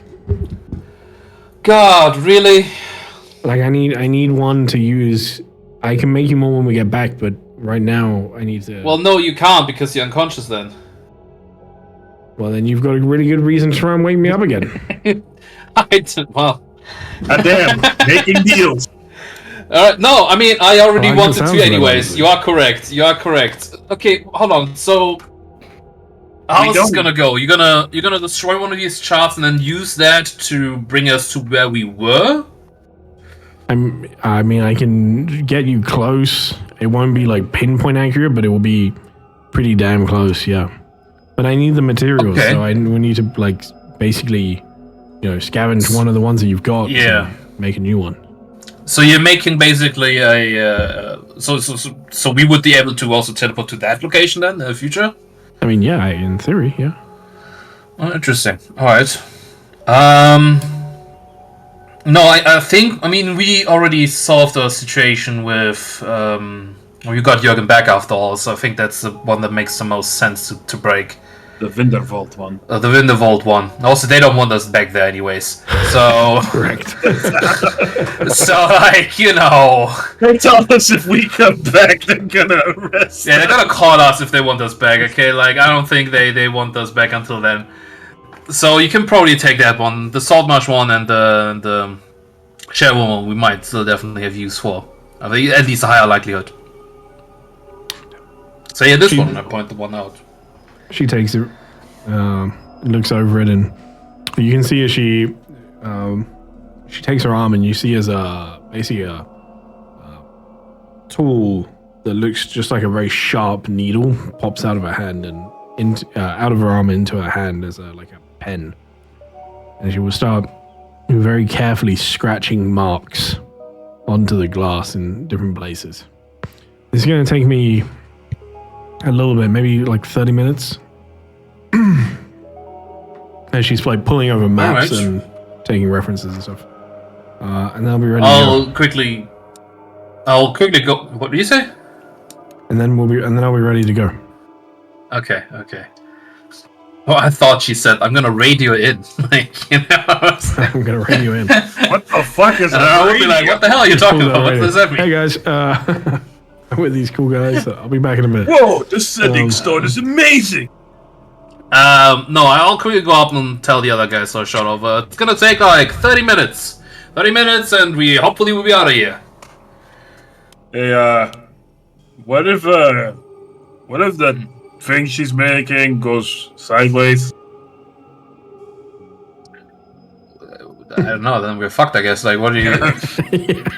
Yeah. Then it goes bad, then it goes sideways. What do you mean when we say? I mean, like, remember the last time when we tried the plane shift and we, for a moment, entered the plane of fire and all burned? Yeah, then we were fine. It's like, okay. It's technically a possibility. That is one of a myriad of possibilities, if I'm not mistaken. Well, I mean, then that happens, but at least we're still not here. So, like... I guess, yeah. And we can't really do anything about that. I mean, you take the plane of fire over this place, right? Threadross? Right? Sorry? If revisit your old master again. Oh god. Don't say that, don't say that. No, she wouldn't want to go. Fucking kick in this door. I want my gold, bitch! That is true, though. She does want her gold back. It would be very cool though, love because my then we could friends kill this him and then time. get all that gold back. So yeah, that would be good. I wonder. But no, I'm sure it's gonna be fine. I mean, it's been a while. I think the person has probably stored it in his bank or whatever they do. I mean, robbing the Plane of Fire National Bank does sound like a fun time. I wonder. That sounds brass. Yeah, go ahead. I wonder what sort of books Araya likes. The books Araya likes. I don't Yeah, know. so She's a bit of a strange one. Like, So when Yumi dreams on her, he can bring the books in so she's not bored. Well, would assume something about technical stuff. She is a tech, she said. Or at least history of Orith. Maybe tea? yes. If anybody would like to, you can take a short rest in this moment. Yeah, Threadrust might as well. Watch us get fucking jumped as soon as we get out of here. I was gonna say I do recommend it for no reason. No, I'm kidding. Oh, it's not letting It's like, me. oh, we're suddenly we come back and like immediately like a fucking gigantic spear gets chucked into the side where exactly the fucking rock was, and like we get attacked by giants because we like sort of moved to the We're northwest. all and the raids looking on- at that hole, and we're all just all like fucking disappointed, you know? Like, Fucking Buddha Shade freaks the fuck out. It's like, what the fuck?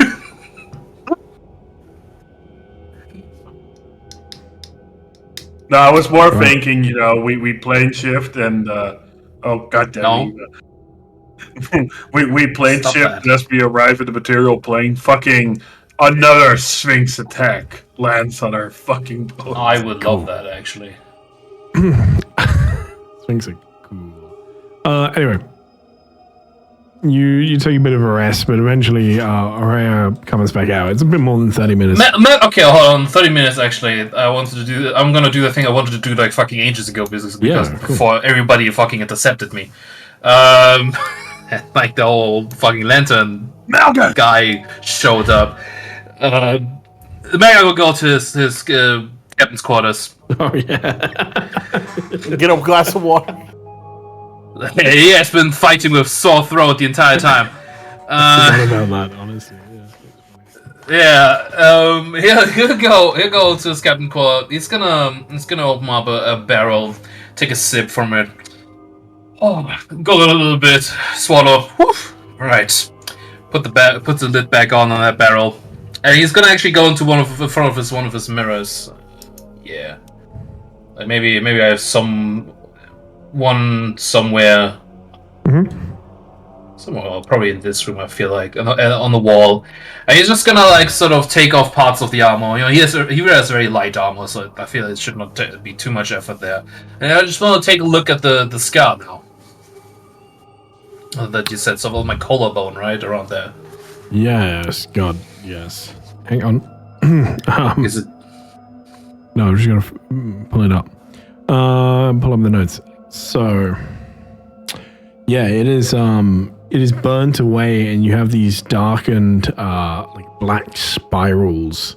Again, like half between a scar and a tattoo, on your skin, surrounded by jagged teeth, all the way down, like almost like making a V, following your collarbones. There's a faint bit where they almost seem to like move ever so slightly. They seem to like shift and shimmer slightly, moving in time with, it would appear, your heartbeat. Do you have a heart? No, I got a mega heart. Yes, I didn't have Okay, for a cool. little while, but I have now on again. Yes. Yeah, I thought you did. Pulls Okay. it out his backpack like I have it right here. Yeah, so they shift. No, for a while I didn't have one. Fucking Davy Jones locked it in a box. Oh, that's already sick. Oh, that's cool. I just want to write that down as well. Yes, Magak's all like, it's like, you know, I can get behind that. That's actually pretty good looking. All right, yeah. So he's just nods. All right, takes another sip and goes back out. Now it's like refreshed, having checked that out as well. And he comes back out. That's all I wanted to quickly do because I didn't do that earlier. All right, perfect. You make your way back out. I'm gonna switch the map over. Give me 2 seconds. I just want to look at this one. This isn't the right one, but I want to see what this one is meant to be. That Oh, one's it's with just- better lighting. I think this one is the correct one, actually. Yeah, I think this is correct. What's the other one for? Right. I think this other one more is sort of, I don't know, like a Darker different one? level. Maybe. When the xenomorphs attack. Yeah, that one's just like a nighttime one. Mood lighting for when he brings Yeah. mood lighting. Yeah. brings the people When into you the bring magic the room. wenches home. Yeah, there you go. The wench is home. The wenches. Okay. The wenches. You know. All right. Well, anyway, we don't need that one. As you're coming out, if nobody else wants to do anything else, Araya will come out of the cartography room, holding up a disc. Here we go. I've got it pretty accurate, I think, but it's old tech, so I don't Alright. really know what how this stuff works. So. Okay. We're gonna make Well, one let's- quick look around the ship to make sure everyone's on board or secure. Go through that. We're just gonna start up the thing already. I basically make sure that everyone is on board.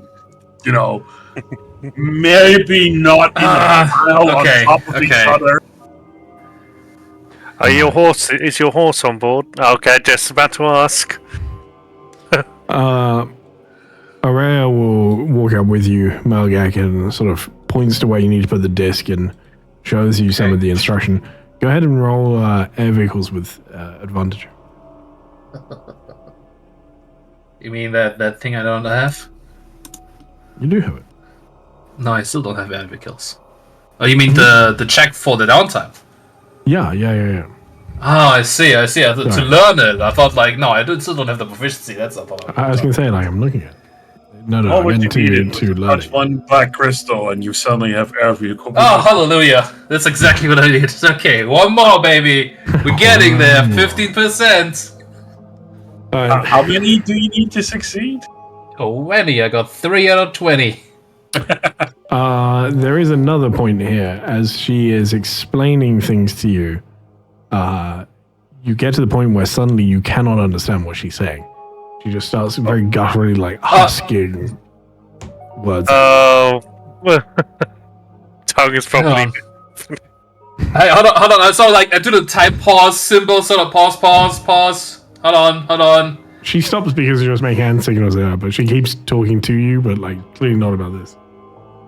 Red Ross! God Yes? damn it, get in here! Okay. Yeah. The magic ran out. Okay. Go ahead and cast it. And then Yeah. roll me a d20, please. Yeah. You Yeah, just right wanted next to to the search so Fucking badly. spelljammer engine. Oh, please. It's fucking what, enchantment or something. What's gonna happen? It's gonna fall in love with us? Come on, man. The concern. It's divination, not even that. It's even less could happen here, I think. Another red Ty's shard pretty shows creative up. sometimes. Right, that's no, God damn it! I don't believe she's gonna roll I a know 1. where What our are the cliffhanger's coming from. chances, right? Go ahead and roll me a D6. d6. Yes, please. Right, what are the chances? Manifesting! Why? We're 2 minutes in. We were about to go home. Manifesting! Oh my god! God. Why? Honestly, Why? it'll just be a very beneficial effect, but it has no effect on our current Oh, no. situation. I like the fact this is a cliffhanger as well at the end. You see, Probably. Yes, that's right. you see as Thredros places a hand on Araya because touch spell. Oh no, wait, that's bad. Places a hand on Araya, and as she does, see the spell gets cast and it works. And Thredros, you feel as your eyesight once again fades, and Thredros will fall unconscious. Brilliant. as the world disappears around you. And that is where we'll end the session for today. I look at Aurea. Does she understand me again? I say like, The hello? magic does still work, yes. She looks at you. Hey, what's up? Thank God. Okay, What the fuck is well, wrong at least with this works. Thredros? I don't know. I don't. This is new. So I squat next to her and poke her. You can see as Thredros is also entered a deep fever and is twitching a lot. Oh Jesus!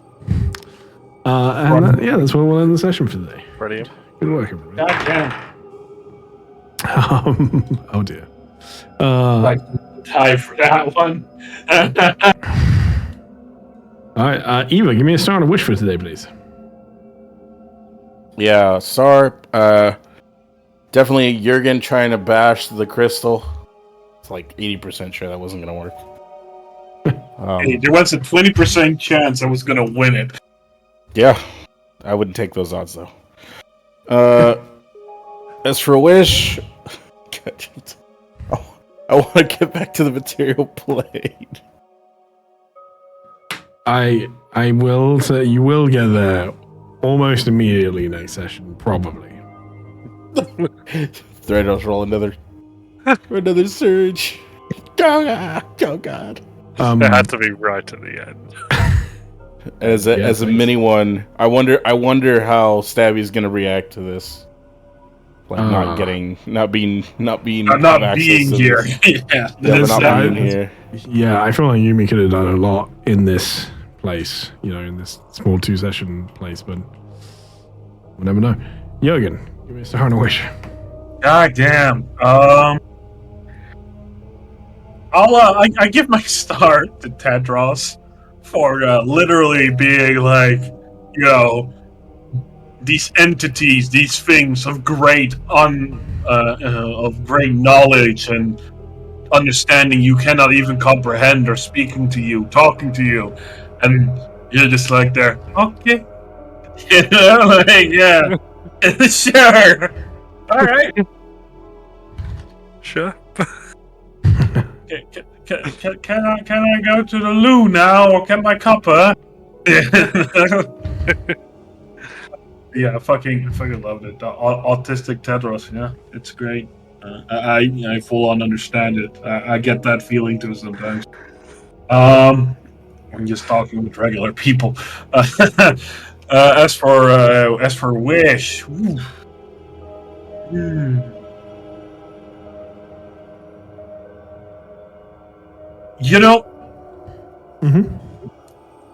I kind of wish to know get some more lore of what just happened here later on. It doesn't have to be immediate, but I wish to know more of what has transpired, what this Watcher is.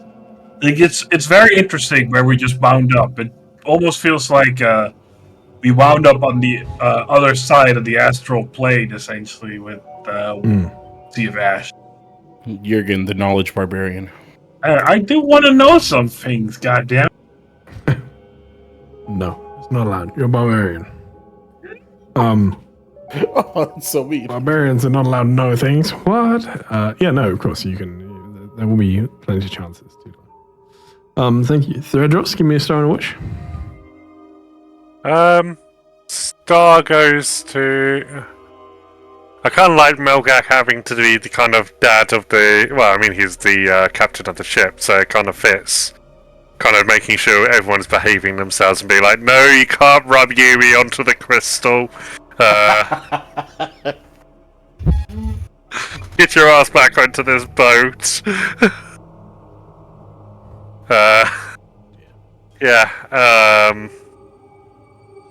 I'm being the one to chat with the what's his name guy as well, and Watcher guy. Mm-hmm. Yeah, Lantern King. Yeah. Well, not Lantern King, Lantern Keeper. Sorry. Yeah. I also liked how the very last thing I did was search, And I'm faint. which I think was something you wanted to push for as much as possible. I mean, there's I really nothing fucking I can do about manifested it that other so than I bad. was hoping it happened. But yeah. Yeah, I mean, course. it wasn't a bad bet to be fair. I mean, It do be happening relatively often. You But it cast a happened couple to- of spells without it happening today. You know, I so know. It was due. It was due. We knew. Yeah.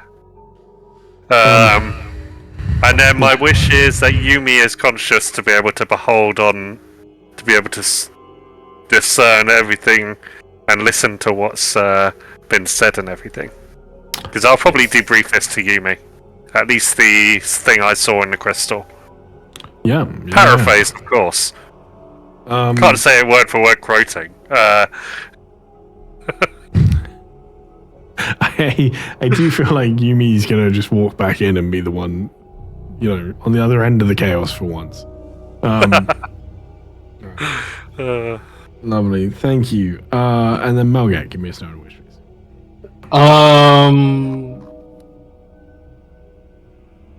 I think I'm gonna give my star to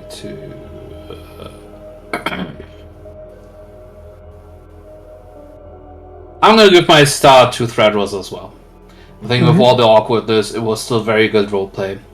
And I can certainly put myself into Threadrose's situation. I know everyone is as confident to just kind of talk through terrible visions like that. It requires a certain kind of person. I do think, though, this is Tedros' general attitude, because I do remember that when they got face to face with basically the vice president of their belief, they were also kind of like, okay. I know, I didn't say anything else. Yes, no, I know. Yeah, this is what I'm. Yeah, it hasn't changed. I do think that's just how Threadrose rolls, and that is fine. That is good, Cool. and it was a very interesting interaction. And also glad she was here just in general, because we did sort of need a lot of the healing and help, and she did a good job, except for the end where she, sort of fell unconscious into a fever. So who knows where that's gonna go. All right. And I guess my wish is to I think my wish is just to hope Yumi is here next time. Hello, guy. All right. Good to know. Yeah, I think he needs to be. But that's very good to know. Thank you, guys. All right. Good session. Good hustle. We'll be back It's again. such a shame they're gonna have to wait a whole 2 weeks, though. That is right. There is no session next week because I have personal stuff to deal with. On the Tuesday, there are other D&D sessions happening next week, and I am looking to potentially start a new game soon. What? A D&D or a different game? D&D in the Dust and Blood universe. Of course. Oh hell yeah, sick. Where else would he start it? Well, there are plenty of other options, but that's cool. I mean, there's thousands, isn't there? At the moment, I don't know. I haven't figured it out quite yet, but it probably somewhere, potentially the Sea Barons, somewhere over the North Kingdom, somewhere over that way, maybe. I don't know, but we're gonna see. It's gonna be a fairly different game anyway. So. And which time slots are you planning? What's that? Sorry. Which time slot, or you don't know yet? I don't know for sure yet, so I don't want to say. But if you are interested, I'll be putting some information out soon. Make sure you're in the Discord. I also need to talk to you guys very briefly. It was floated yesterday. Stabby, having not been here for a long time, not being played, and the fact that we're not playing next week, has asked if there is a chance to do an extra session. So I will talk to you guys after briefly about that. It's a long shot, but we'll see.